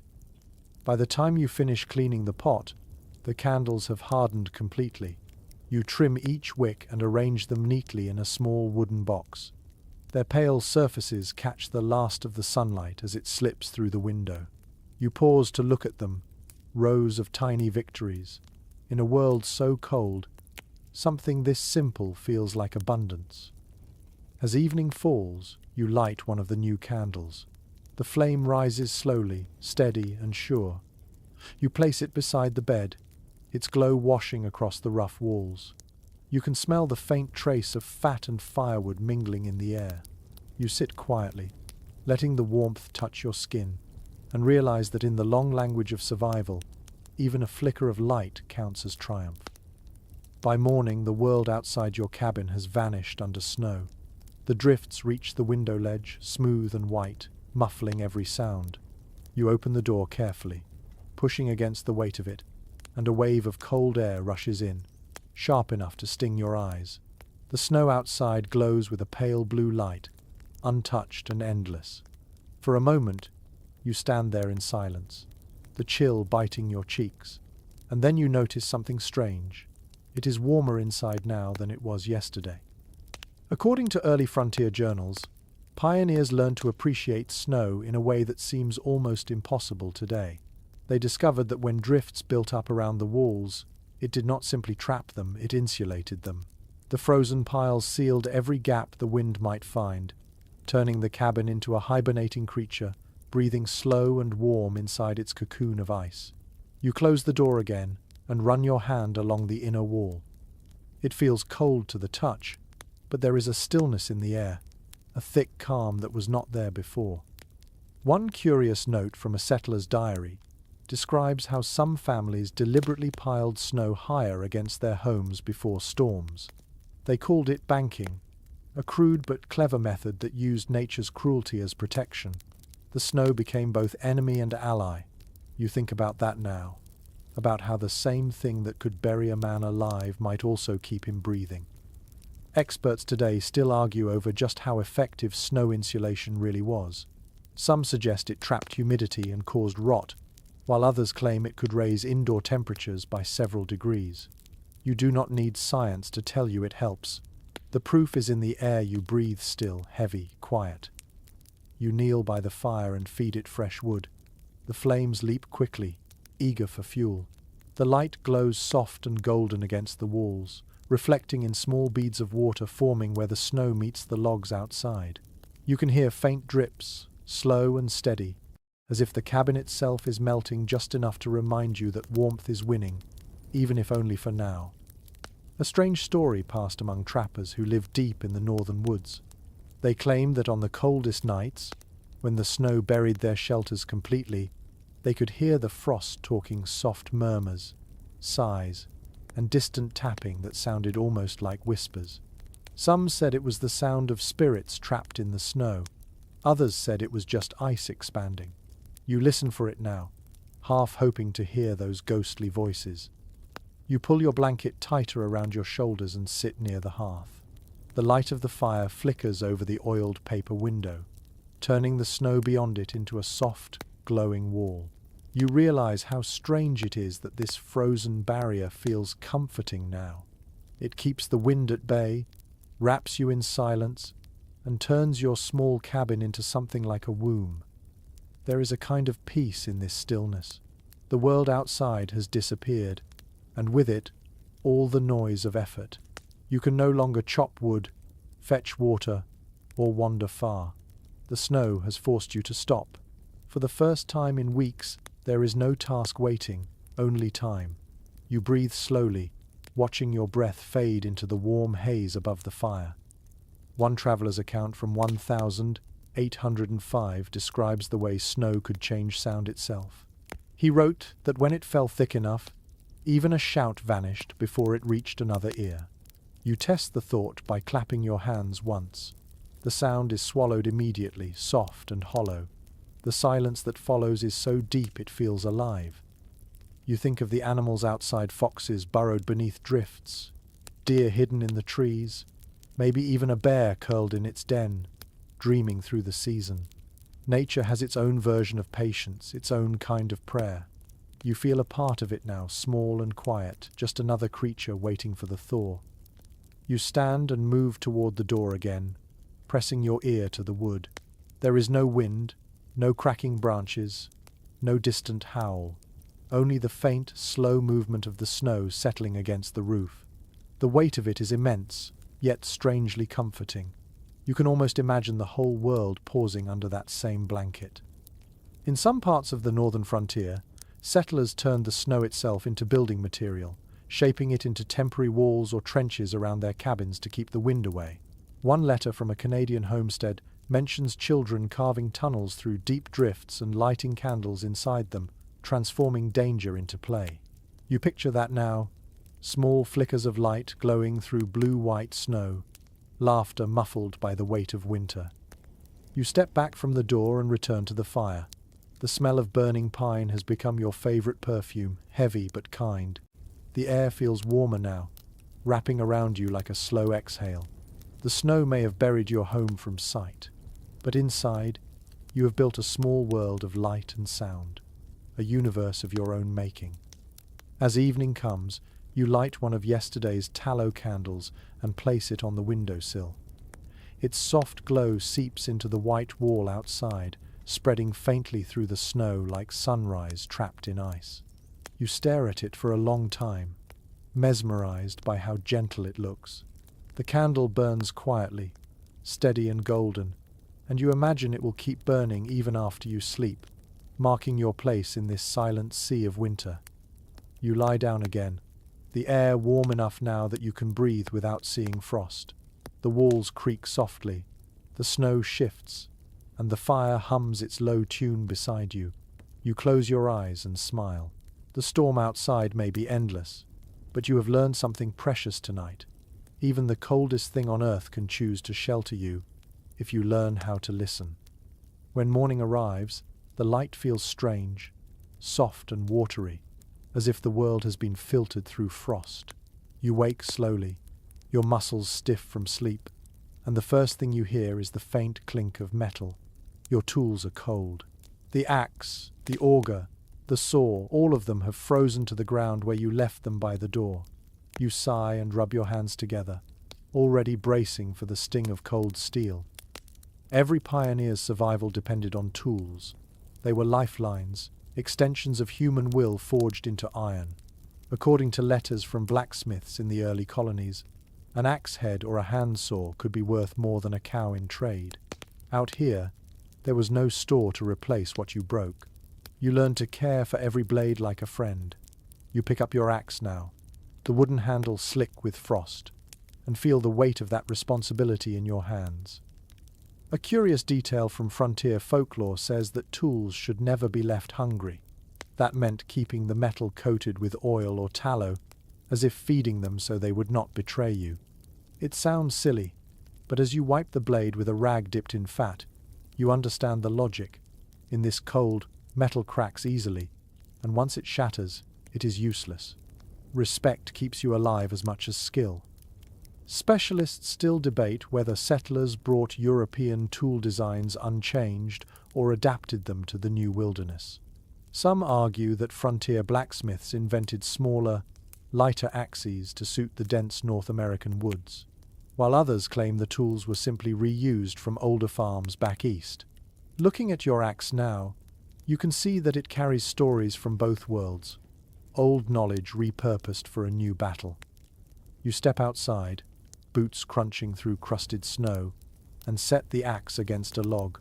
The air bites the inside of your nose with every breath. You swing carefully, testing the weight. The sound of iron striking wood is crisp and hollow, echoing through the frozen trees. Chips fly, catching the sunlight as they fall.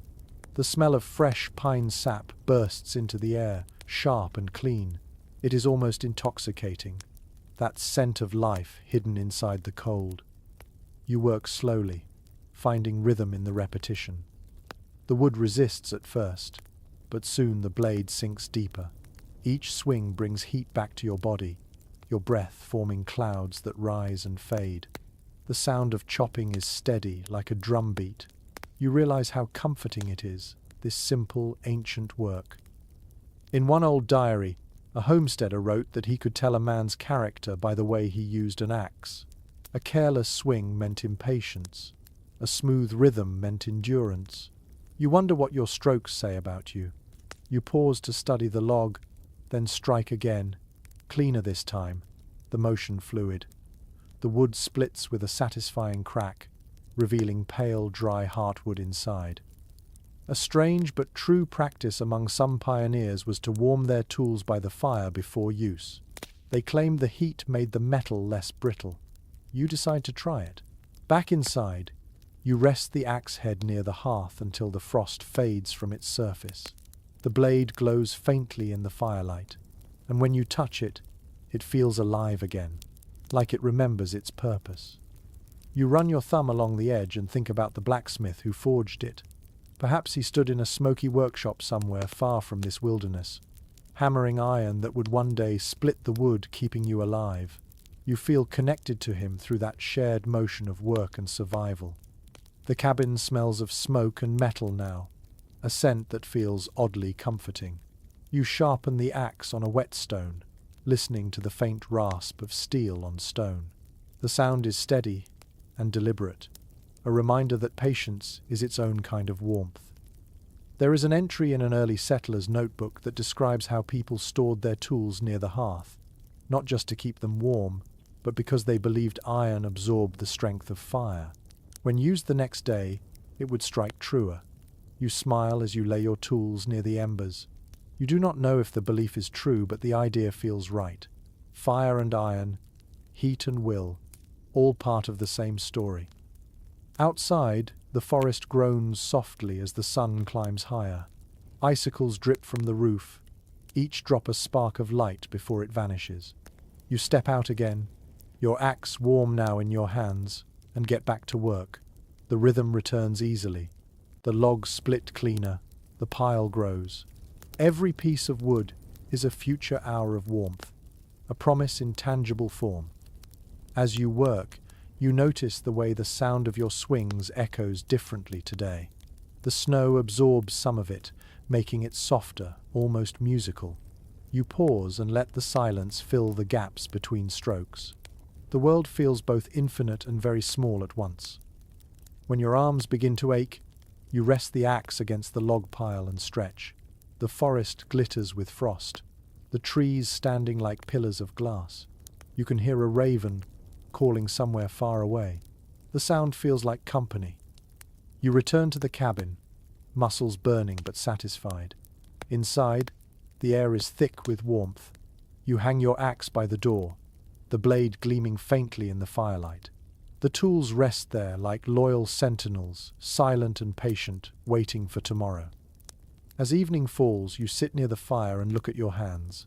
They are rough, lined with small cuts and bruises, but they are alive, strong, capable. You realize that in this world, tools are not separate from you. They are extensions of your will, proof that you are not powerless against the elements. You stretch out your fingers, letting the firelight glimmer on your skin and the faint smudge of iron dust still clinging to it. The day's labor fades from pain to peace. Outside, the snow settles again. Inside, your tools rest warm by the hearth, and for a moment, you feel that you too have been forged and tempered by the cold. The morning light spills across the floor in narrow beams, catching the dust and smoke that linger in the cabin air.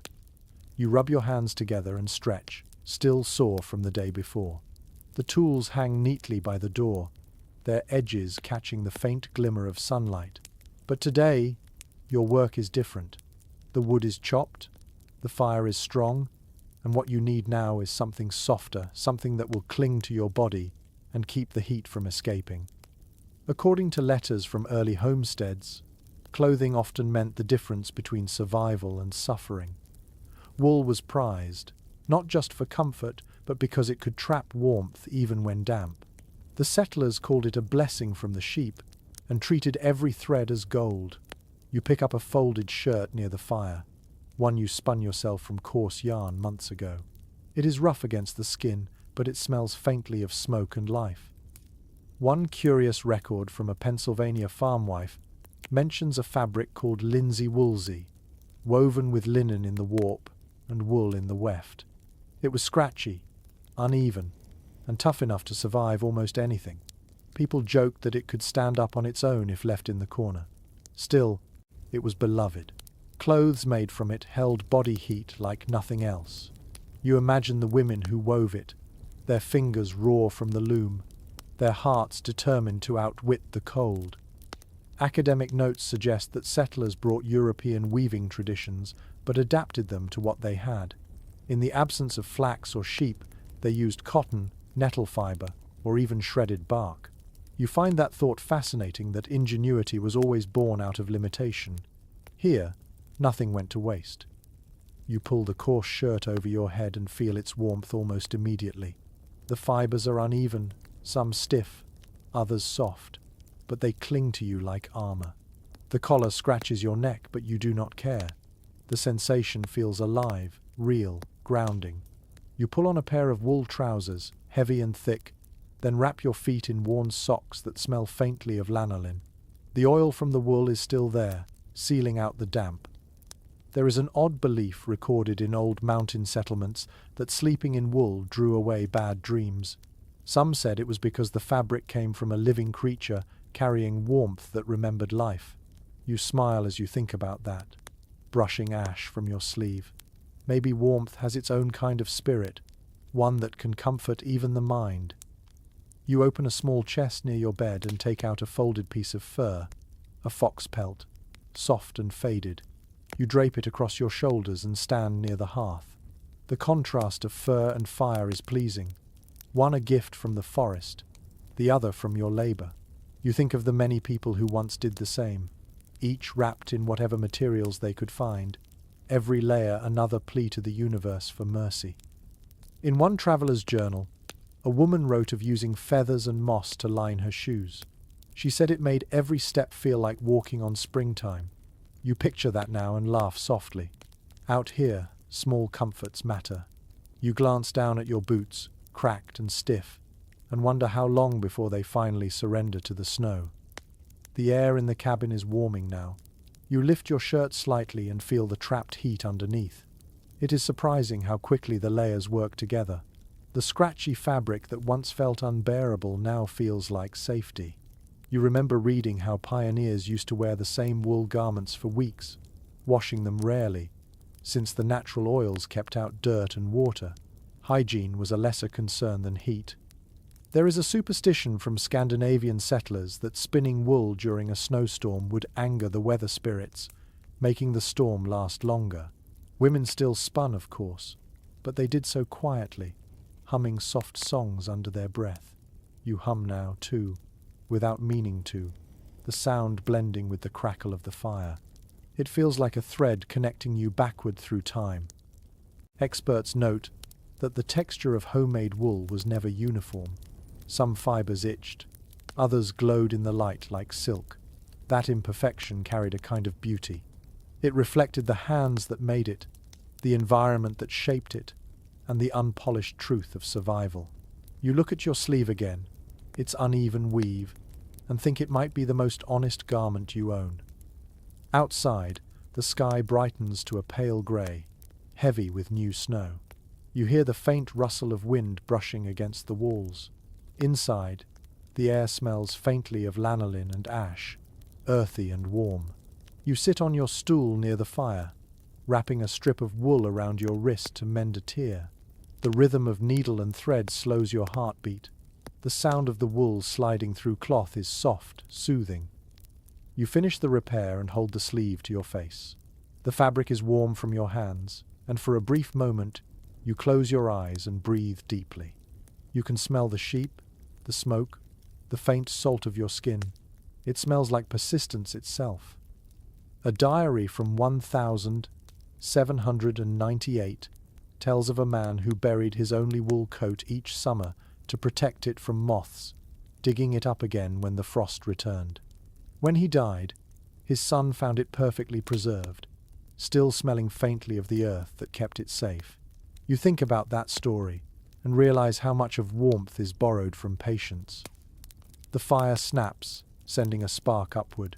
You pull the fox fur tighter around your shoulders and smile. You have enough wood, enough light, and enough fabric to see you through the night. The cold may rule outside, but here, wrapped in wool and faith, you feel untouchable for just a little while.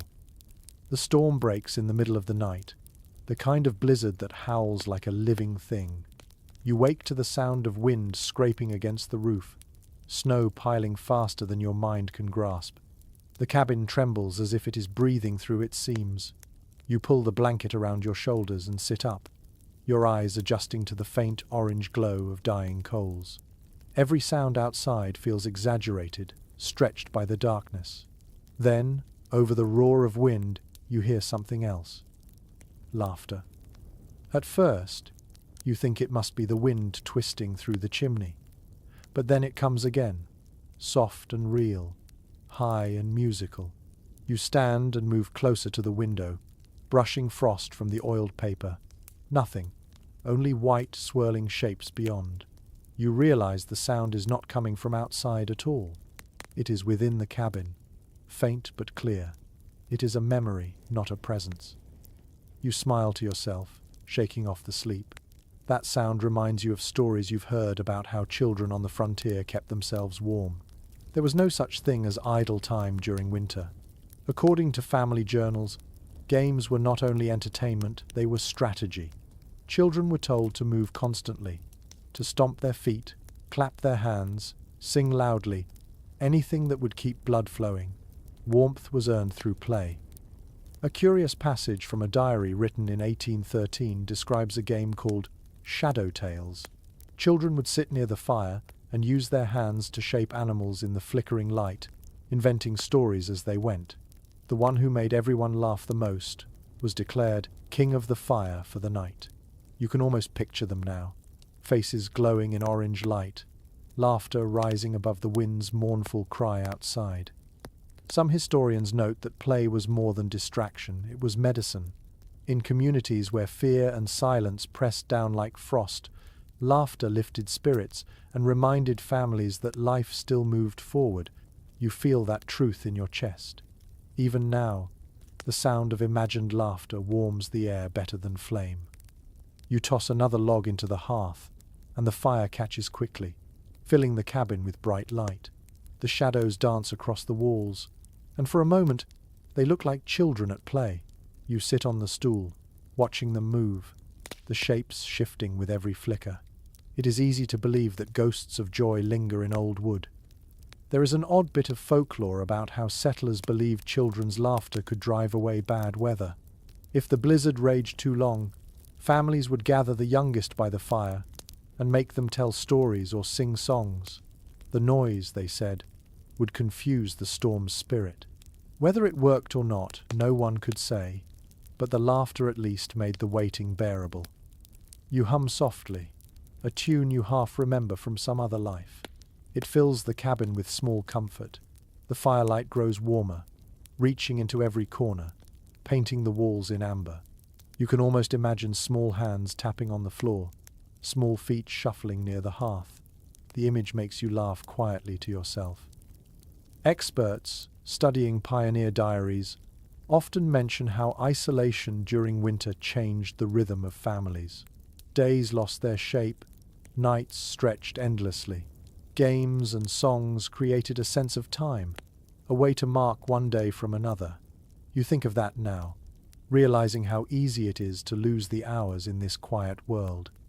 You pick up a small piece of wood and carve absently with your knife, shaping a little figure, a rough doll perhaps, or just something to keep your hands busy. The wood curls away in thin shavings, the scent of pine sweet and steady. The act itself is soothing. Maybe this is your own kind of game, the way you talk back to loneliness. A diary from a woman living in the Illinois frontier tells of making dolls from corn husks for her children. She wrote that the dolls had no faces, so the children could imagine them happy or sad, brave or frightened, depending on their own feelings that day. You turn the little carving over in your hand and think how clever that is, how comfort can be carved from the simplest things. Outside, the storm grows louder, its rhythm uneven now, like breath caught in panic. The walls rattle, and flakes of snow fall through the chimney, landing on the hot stones with faint hisses. You poke the fire, feeding it another log, and the sound steadies your nerves. One traveler once claimed that settlers could tell how bad a storm would be by how the fire behaved. If it hissed and danced wildly, the worst was yet to come. If it burned steady and low, the storm had already passed. You study your flame now, calm and tall, and take it as a good omen. You lean back, the carved figure resting in your palm. It feels warm from your touch, its edges smooth now. You place it near the hearth, beside a candle stub, and let the light fall across it. In this small glow, it looks almost alive. The laughter you imagined earlier seems to linger in the air, faint but comforting. You close your eyes and listen. The blizzard still roars outside, but the sound feels distant, softened by the warmth within.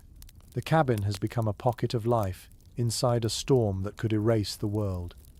You stretch out on your bed, pulling the blanket over your shoulders.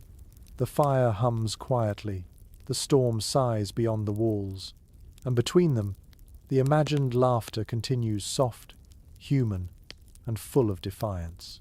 You smile as you drift towards sleep, knowing that warmth sometimes begins not in flame or fabric, but in the fragile, beautiful noise of joy refusing to die. The smell of smoke greets you before your eyes open. The fire has burned low again, the coals pulsing faintly in the grey dawn. Your stomach growls softly, and you remember what day it is. Today you will cook, not to celebrate anything, not even to feast, just to stay alive and to bring back the kind of warmth that starts from within.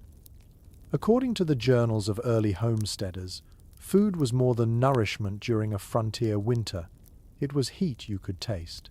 Heavy stews, breads baked on flat stones, thick porridges of cornmeal or oats, all were chosen not for flavour, but for the warmth they gave long after eating. You moved toward the small shelf near the hearth, your pantry of sorts. A few dried beans, a handful of cornmeal, a slab of salt pork. Not much, but enough. You fill the blackened pot with water from the bucket, cracking the ice at its surface with the back of your knife.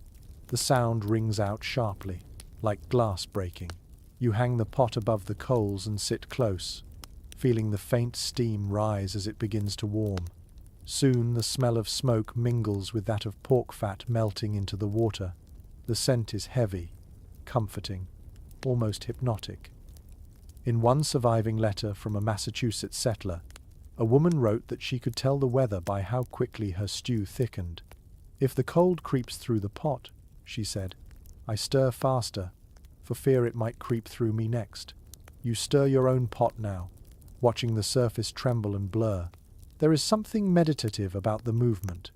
The spoon scrapes the bottom, slow and steady, each turn a quiet defiance of the cold. A peculiar recipe passed through old Appalachian families called for baking small cakes of cornmeal, water, and lard directly on the hot stones near the fire. They called them ash cakes. You decide to try one, pressing the soft dough between your palms and placing it carefully near the glowing edge of the hearth. The smell fills the cabin instantly, earthy and warm. The hiss of fat on stones sounds like applause. Scholars still puzzle over how the settlers managed to survive on such limited food. Some believe the body simply adapted, learning to stretch the value of every bite. Others suggest that the comfort of a hot meal mattered more than its nutrition. You lean toward the second theory. As the stew thickens and the cakes brown, the cabin already feels warmer, the air richer with scent and purpose. You reach for a wooden spoon and taste the broth. It burns your tongue slightly, but the salt and fat spread through you like a spark catching kindling. The warmth climbs from your throat to your chest, slow and steady. You close your eyes for a moment, savoring it. This is what the settlers must have felt when they spoke of eating warmth. An odd superstition from the northern colonies claimed that blowing on hot food would send its spirit away, taking luck with it. People were told to wait patiently, to let the steam cool on its own. You think of that as you sip carefully, letting the heat linger. The patience feels almost ceremonial. Outside, the storm has quieted. You can hear the faint drip of melting snow from the roof, each drop striking the frozen ground with a dull rhythm.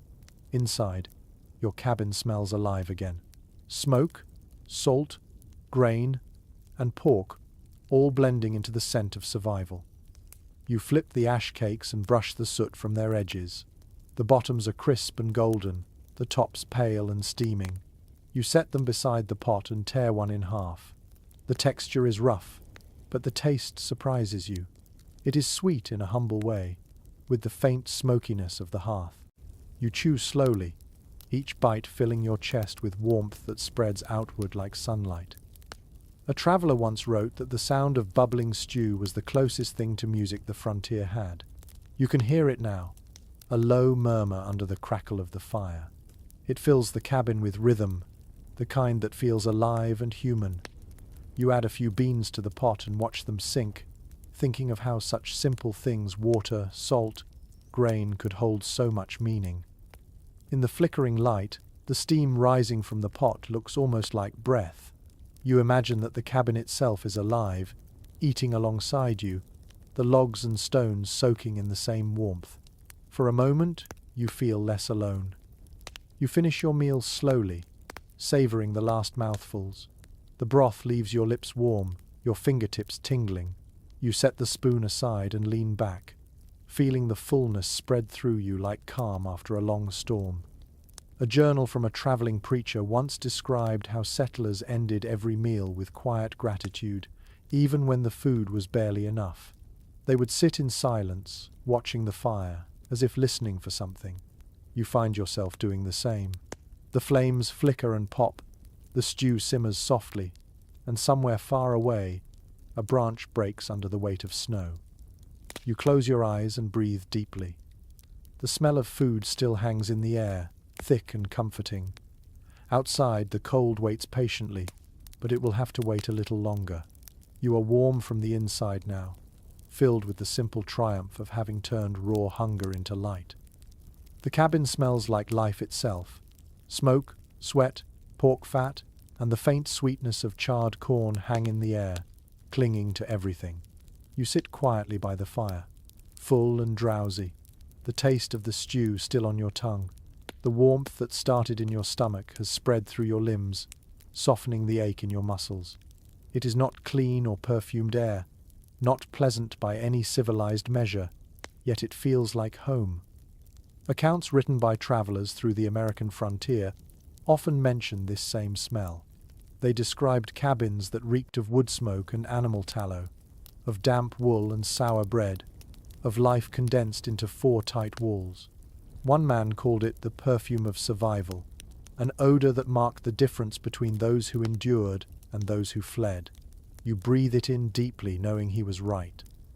The smoke rises in gentle ribbons, curling near the ceiling, and you can see how it stains everything it touches. The rafters are dark and sticky, the corners lined with soot. You run a finger along the wall and leave a pale streak. The texture feels gritty, almost oily. In another life it would be dirt. Here, it is history, a record written in ash. A peculiar belief from some old Appalachian settlers claimed that a smoky house was a lucky house. If the air was clear, it meant the fire was weak or the spirits of warmth had left. The idea makes you smile. Maybe luck is just the patience to sit inside your own smoke long enough to appreciate it. Experts continue to discuss what life actually smelled like in those cabins. Some describe it as unbearable, unwashed bodies, livestock close by, rotting hides curing in corners. Others insist that it was grounding, even comforting, because every scent had meaning. The smell of smoke meant warmth. The smell of wool meant safety. The smell of tallow meant light. You lean back and let those layers of scent wrap around you like memory. There's an old diary entry by a woman who wrote that she could tell what time of day it was by the smell of her cabin. Morning carried the scent of ashes and cold iron. Noon smelled like flour dust and boiled grain. Night smelled like sweat, leather, and the faint sweetness of cooling wood. You think about that as the fire burns lower, realizing how scent is another way of measuring life. You add a handful of pine needles to the hearth just to change the air.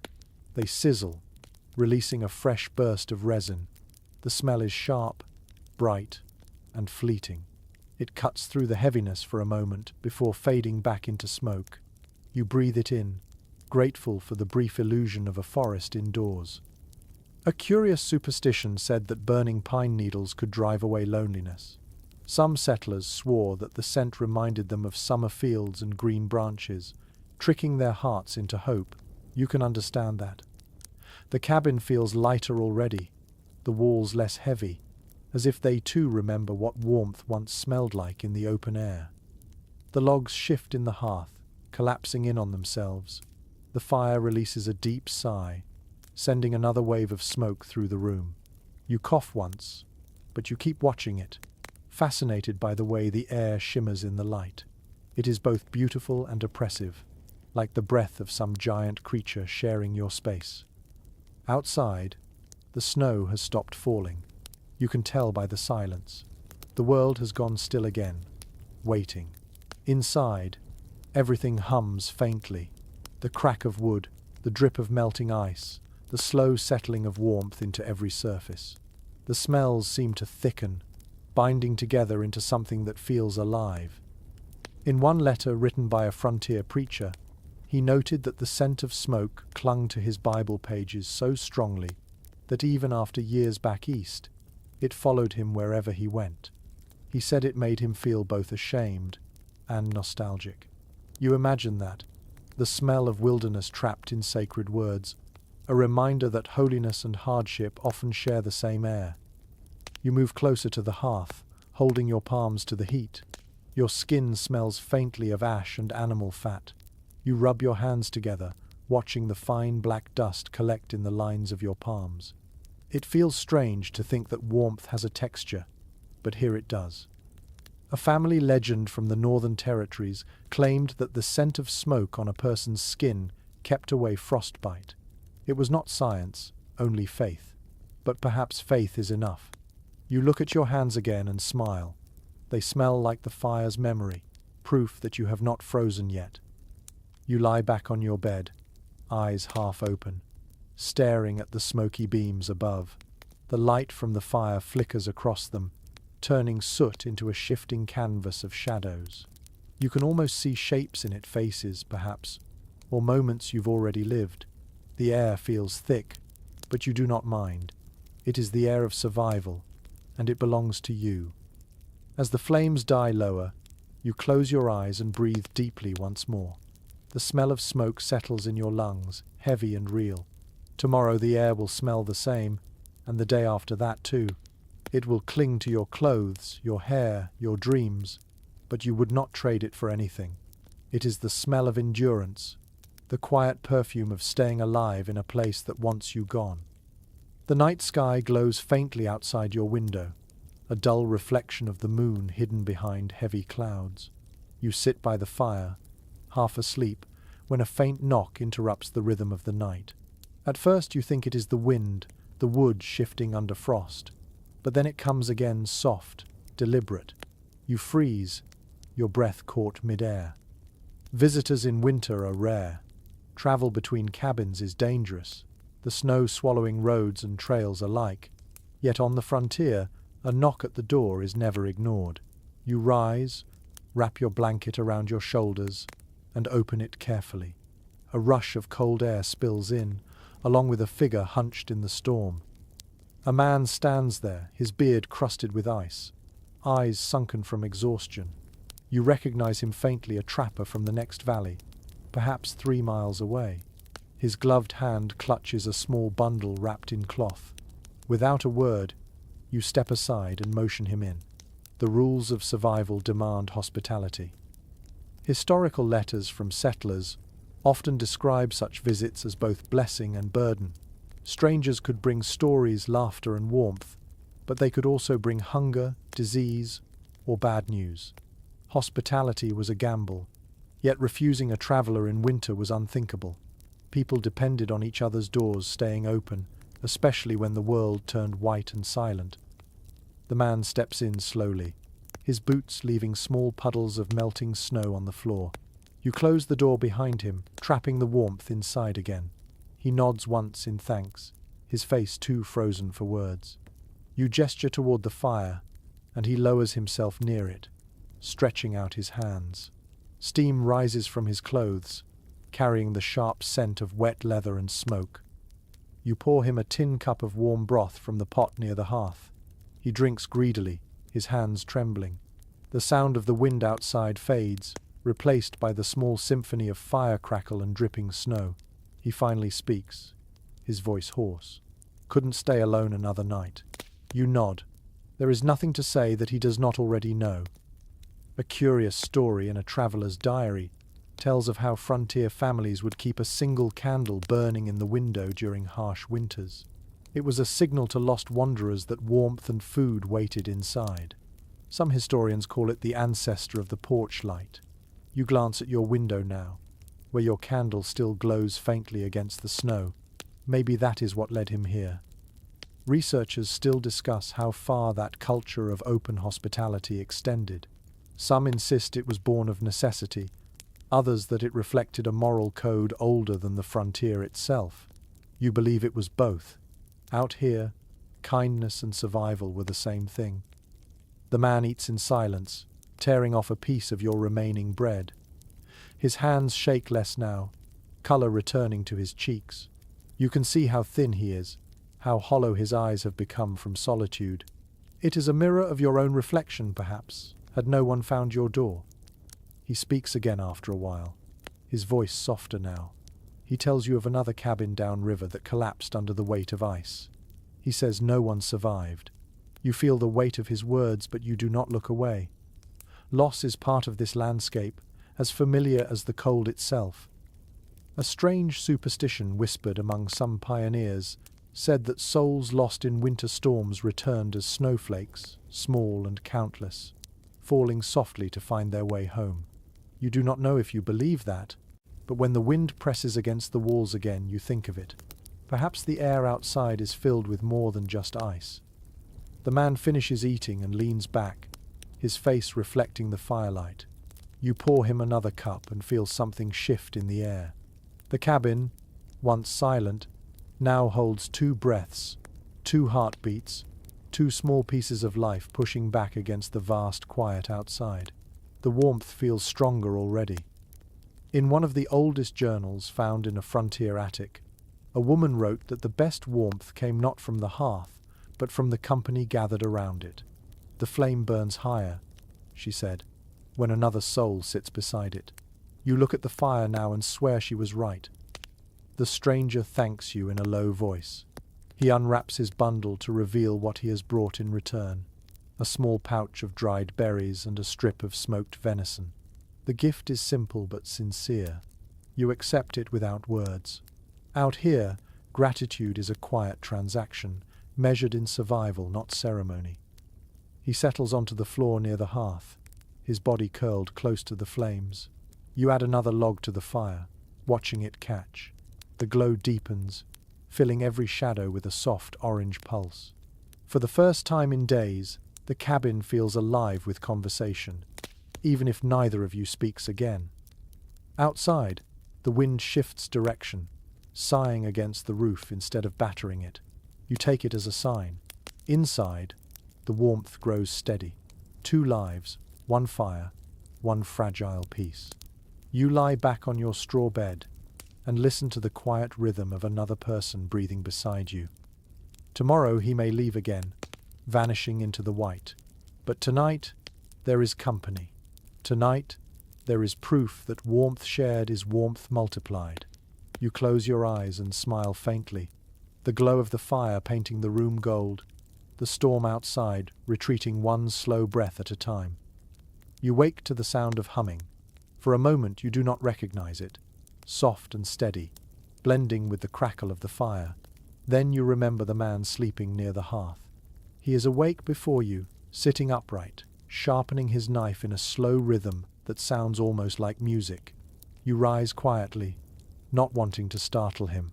The smell of smoke and broth lingers in the air, mingled now with the faint sweetness of melting snow. He looks up and nods once, a wordless good morning. You nod back. Words feel unnecessary in this quiet. Outside, the sky glows pale grey through the oiled paper window, promising more snow before nightfall. The cabin feels smaller now, but warmer too. 2 bodies mean twice the breath, twice the warmth, and perhaps twice the noise to keep the cold at bay. According to old letters from frontier families, mornings often began with sound before words. Music, humming, even the scraping of tools helped ease the silence that winter pressed into every cabin. It was a way to remind the walls that life still moved within them. You listen to the rhythm of his blade against the stone, steady and deliberate, and it comforts you. One peculiar detail recorded in an 1820 diary tells how settlers used music to measure time. A fiddle tune might last long enough for a loaf to bake or for soup to thicken. In that sense, songs were not just entertainment but clocks that carried warmth through repetition. You hum now, echoing the rhythm, and the man smiles faintly. The sound fills the small space like a blanket. Experts note that music on the frontier was as practical as it was emotional. Instruments were scarce, so people made their own fiddles carved from local wood, drums from hollowed stumps, flutes from river reeds. Every note tied the living to the land. You imagine families gathering around fires like yours, using songs to keep their hands busy and their hearts from freezing. The man sets down his knife and reaches into his pack. He pulls out something wrapped in cloth, a small fiddle, worn and dark from years of travel. The sight of it feels like a gift. Without speaking, he checks the strings and begins to play. The first notes are rough, hesitant, but then the melody finds its shape. It's a tune both mournful and warm, the kind that makes the air hum in your chest. The sound fills the cabin completely. It seems impossible that something so delicate could stand against the cold, but it does. The music carries light in a way fire cannot. The rhythm dances with the shadows on the walls, and for a moment, the cabin feels larger, as if its walls have stretched outward to make room for the sound. A curious superstition from Irish settlers claimed that fiddles had souls. If you played them kindly, they would protect your house from lightning. If you ignored them too long, they would crack in resentment. You look at the man's instrument now, its surface scarred but shining in the firelight, and wonder how many storms it has seen. You reach for a small tin mug and pour him some warm water. When the song ends, he accepts it with a nod. The silence afterward feels different, peaceful rather than empty. You can still hear the echo of the melody in your head, circling softly. A traveller once wrote that music in a cabin made the cold itself pause, as if the frost were listening. You think of that now, half expecting the wind outside to answer. But there is only quiet, the faint hiss of snow slipping from the roof, and the low hum of the fire. The man begins to hum again, this time inviting you to join. You follow hesitantly, your voice low and uncertain. Together, the sound grows into something simple and pure. It is not a song you recognize, yet it feels ancient, as if it has lived in the wood and smoke all along. Historians later wrote that when two strangers shared music by the fire, they stopped being strangers. You feel that truth unfolding in real time. The rhythm sinks your breaths, the air thick with shared warmth. It is the oldest kind of language sound born from survival. When the tune fades, the man lays his fiddle gently beside him and leans back. "She's tired," he says softly, meaning both the instrument and himself. You smile. The firelight flickers over his face, softening the lines of fatigue. Outside, a gust of wind shakes the door, but the cabin holds. Inside, you both sit in easy silence. The faint smell of pine and tallow lingers, mingling with the ghost of music that still vibrates in the walls. A line from an old homesteader's letter drifts through your memory. Music keeps the frost from reaching the soul. You look at the fading coals, glowing red like a heartbeat, and you understand it now. The melody still hums somewhere inside you, gentle and steady, as if it has decided to stay. The man stretches out near the fire again, his breath already slowing towards sleep. You sit a little longer, letting the warmth and the silence settle. The cabin is still, but the air seems to shimmer faintly, carrying the echo of the tune like a promise. You close your eyes, resting your head against the wall. The fire pops once, softly, and you smile. In the deep quiet of the frontier night, the last note of the fiddle lingers in your chest, a reminder that even here, at the edge of the world, music can make a home. The fire burns low again by morning, and the stranger is already gone. He has left quietly, taking only his fiddle and the pack he came with. The snow outside is marked by his footprints, a winding trail disappearing into the grey distance. You stand by the door for a moment, staring after him, the silence pressing close once more. Then you close the door and turn toward the hearth. It is time to make something warm to drink, something to drive the cold out from the inside. According to journals kept by frontier families, settlers relied heavily on homemade remedies during the long winters. They mixed herbs, bark, and roots into teas and tinctures that promised to warm the body or steady the nerves. Some of those brews worked, some did not, but all gave people the feeling that they were fighting back. You find that thought comforting as you set your pot of water over the fire. You reach into the small pouch the traveller left behind. Inside are dried berries, wrinkled and deep red. You drop a handful into the water, along with a sliver of bark from your small stash of willow and a spoonful of honey you have been saving. The mixture darkens slowly, releasing a faint aroma of earth and fruit. The scent fills the cabin, gentle but alive. One curious note from a frontier doctor mentions how settlers believed strong drinks like whiskey or rum could keep the chill from settling in the bones. Others swore by mixtures of vinegar and pepper. You pour a few drops of the leftover whiskey from your flask into the pot and watch it hiss as it touches the heat. The smell sharpens, heady and bright, cutting through the morning gloom. Experts continue to argue about whether alcohol truly helped or only made the cold more bearable. Some say it numbed the pain but slowed the heartbeat, tricking the body into thinking it was warm. Others claim it saved more lives than it harmed. You can feel both truths in the first sip. The liquid burns its way down your throat, spreading fire into your chest. It is not medicine, but it feels like it. A curious folk practice from the northern colonies described a brew called switch tea. It was made by boiling pine needles until the air filled with the scent of resin. The settlers believed it could cure almost anything, from frostbite to despair. You smile as you imagine them, huddled around smoky pots, sipping their forest-flavored hope. You drop a few needles into your own drink just to see if they were right. The flavor is bitter, but the warmth spreads quickly. It tastes like the forest floor, like sap and smoke, like the memory of green things under snow. You sip slowly, savoring each mouthful. The drink warms your face, your hands, even your breath. For the first time in days, you feel truly awake. There is an old superstition that steam rising from a hot drink carries your thoughts to the sky. People would blow softly over their cups to send wishes or prayers into the air. You do the same now, watching the thin tendrils twist upward, vanishing into the dim rafters. You do not speak your wish aloud. It feels enough to let the warmth carry it. A story from a preacher's memoir tells of how settlers gathered at night to share their strongest remedies. They called it swapping cures. One might bring spruce tea, another a poultice of bear grease and garlic. They traded laughter as freely as recipes. The gatherings were less about medicine than about community. You think of that now as you sit alone, the memory of music still humming faintly in your ears from the night before. The drink in your cup cools slowly. You take another sip, and the bitterness fades into something gentler. The scent of berries and honey clings to the air, soft and rich.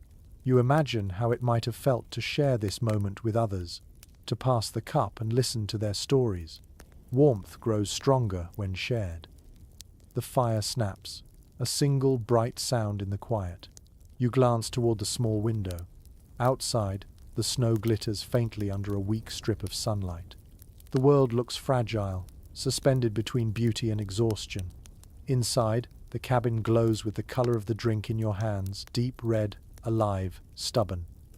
There is another old remedy you remember reading about, a concoction of milk, hot stones and molasses, said to heat the blood. You imagine it, thick and strange, a kind of primitive comfort. Every culture has found its own way to transform hunger and chill into something that tastes like hope. You finish the last of your brew and set the cup aside. The taste lingers on your tongue, sharp and sweet. Your body feels lighter, your mind clear. Maybe it is the herbs, maybe the whiskey, or maybe just the ritual of it, the act of caring for yourself in a place that does not care back. Outside, the wind starts to rise again, brushing against the walls like a restless hand. You add another log to the fire and lean back, closing your eyes for a moment. The warmth inside you holds steady. You imagine the traveler out there somewhere, following his trail through the snow, the same heat burning quietly in his chest. You whisper a small thank you to the empty room. The steam from the pot drifts upward, carrying your breath and your gratitude with it. You are alone again, but not lonely. The warmth stays, moving through you like a promise that the cold will never have all of you. The night settles early, pressing its weight against the cabin walls. You sit by the fire with your blanket wrapped tight around your shoulders, the last of the berry tea still warming your hands. The air outside is a vast hush, the kind that swallows sound completely. It is the hour when the forest sleeps, and only the hidden creatures stir. You lean closer to the hearth, listening to the crackle of wood and the faint rustle below the floorboards. At first you think it is the wind again, but the sound is steady and alive, a soft shifting like straw moving. Then you hear the unmistakable snort of breath. You freeze, waiting. Another sound follows, low and wet, like a snuffle. It takes a moment to understand. The animals beneath the cabin have woken. Historical notes from frontier diaries often mention that livestock sometimes shared space with the family during harsh winters. Some cabins were built directly above a low dugout or pen, where pigs, goats, or dogs could shelter. The heat from their bodies rose through the floor, providing a kind of living furnace. It sounds crude, yet it saved lives. You crouch down, pressing your ear to the boards, and the sound grows clearer, a soft rhythm of movement, breathing, and quiet snorts. A curious entry from a New York settler in 1799 describes this practice as the warmth of humble company. He wrote that the cow beneath his floor gave off enough heat to keep the water in his bucket from freezing. You picture it now, a hidden world below your feet, fur and straw and steaming breath rising gently through the cracks. You smile at the thought. Researchers have suggested that this strange arrangement blurred the boundaries between human and animal life on the frontier. Families depended on their beasts not just for food or labor, but for heat, companionship, and sound. You feel that truth as you listen. The noises below are not disturbing, they are reassuring. Each small movement feels like a heartbeat beneath the floor, steady and alive. You toss another log into the fire, and the light flickers across the room. Shadows shift along the walls, and you notice how they sway in rhythm with the sounds below. The whole cabin seems to breathe together, a slow pulse of warmth rising from earth to ceiling. You realize that you are not truly alone. A curious superstition recorded in a mountain settlement claimed that if a family kept animals close during winter, their dreams would merge. People said they woke, remembering the same visions their beasts saw: fields, sunlight, open spaces. It sounds foolish, but as you close your eyes for a moment, the thought comforts you. Maybe it is a kind of mercy to share dreams when the world outside is frozen. You sit back up and listen again. The steady rhythm continues, and you catch the faintest sound of a tail thumping lazily. Probably a dog, maybe two. You whisper softly toward the floor, not words but a tone of recognition, and the sound below pauses, then resumes. The animals hear you. They know you are there. In one old diary, a woman wrote that she thanked her goat every morning for surviving the night because she believed its warmth kept her children alive. We share the same breath, she wrote, and thus the same morning. You glance at the small wisp of smoke rising from your fire and wonder if that same exchange is happening now. Life shared quietly between one creature and another, across thin layers of wood and straw. The fire burns lower, its light glowing soft and golden. You sit in that glow, the rhythm beneath you steady as a lullaby. The air is thick with scent wood smoke, wool, and the faint musky warmth drifting up from below. It is not unpleasant. It is earthy, real, a reminder that warmth has never been elegant. It has always been shared. Experts writing about early homesteads often describe how settlers measured the health of their animals not only in strength or milk, but in warmth. A cow that gave steady heat through the floor was said to be good-hearted. You think of that now and chuckle quietly. The world may have grown more complex, but kindness from any source still feels the same. You shift closer to the fire, stretching your legs. The boards beneath you radiate a faint heat, subtle but constant. It surprises you how strong it feels once you notice it. The animals stir again, perhaps restless, perhaps dreaming. Their quiet grunts mingle with the soft popping of the logs, blending into one long rhythm of survival. Outside, snow begins to fall again, brushing softly against the roof. The world is white and endless, but inside this little cabin, there are layers of life stacked together. Flame, breath, fur, and heartbeat. You imagine the warmth rising like invisible smoke, curling around you and up toward the rafters, carrying the sound of life itself. You lean back against the wall, feeling the hum beneath the floor vibrate faintly through your spine. Your eyelids grow heavy. You realize the animals below are settling again, their breathing slowing to match your own. The silence that follows is not empty. It is full of trust, the shared stillness of creatures surviving side by side. Before you drift into sleep, you whisper a small thank you into the air, unsure if you are speaking to the fire, the animals, or the house itself. It does not matter. The warmth belongs to all of you now, and in this fragile balance of breath and flame, you find a peace that feels almost eternal. You wake in half light, the kind that blurs dawn and dusk together. For a moment, you do not know if it is morning or evening. The fire glows faintly, its embers pulsing like the heart of something patient and ancient. The air feels heavy but calm, the kind of calm that always makes you suspicious. Then, you hear it, a soft, distant hooting sound drifting through the forest. You listen closely. Another hoot answers. The owls are awake. That means snow is coming again. Settlers who lived close to the land learned to read the weather not from the sky but from its smallest voices. They watched smoke, listened to birds, tasted the wind. Nature was their only forecast, and sometimes it was generous enough to warn them. You stand and step outside, boots crunching on hard snow, and tilt your head toward the clouds. They hang low and grey, motionless. The air feels thick, almost electric. One traveller's journal from 1797 describes how pioneers believed they could smell a storm before it arrived. He wrote that the scent was like wet iron and pine sap mixed in the air.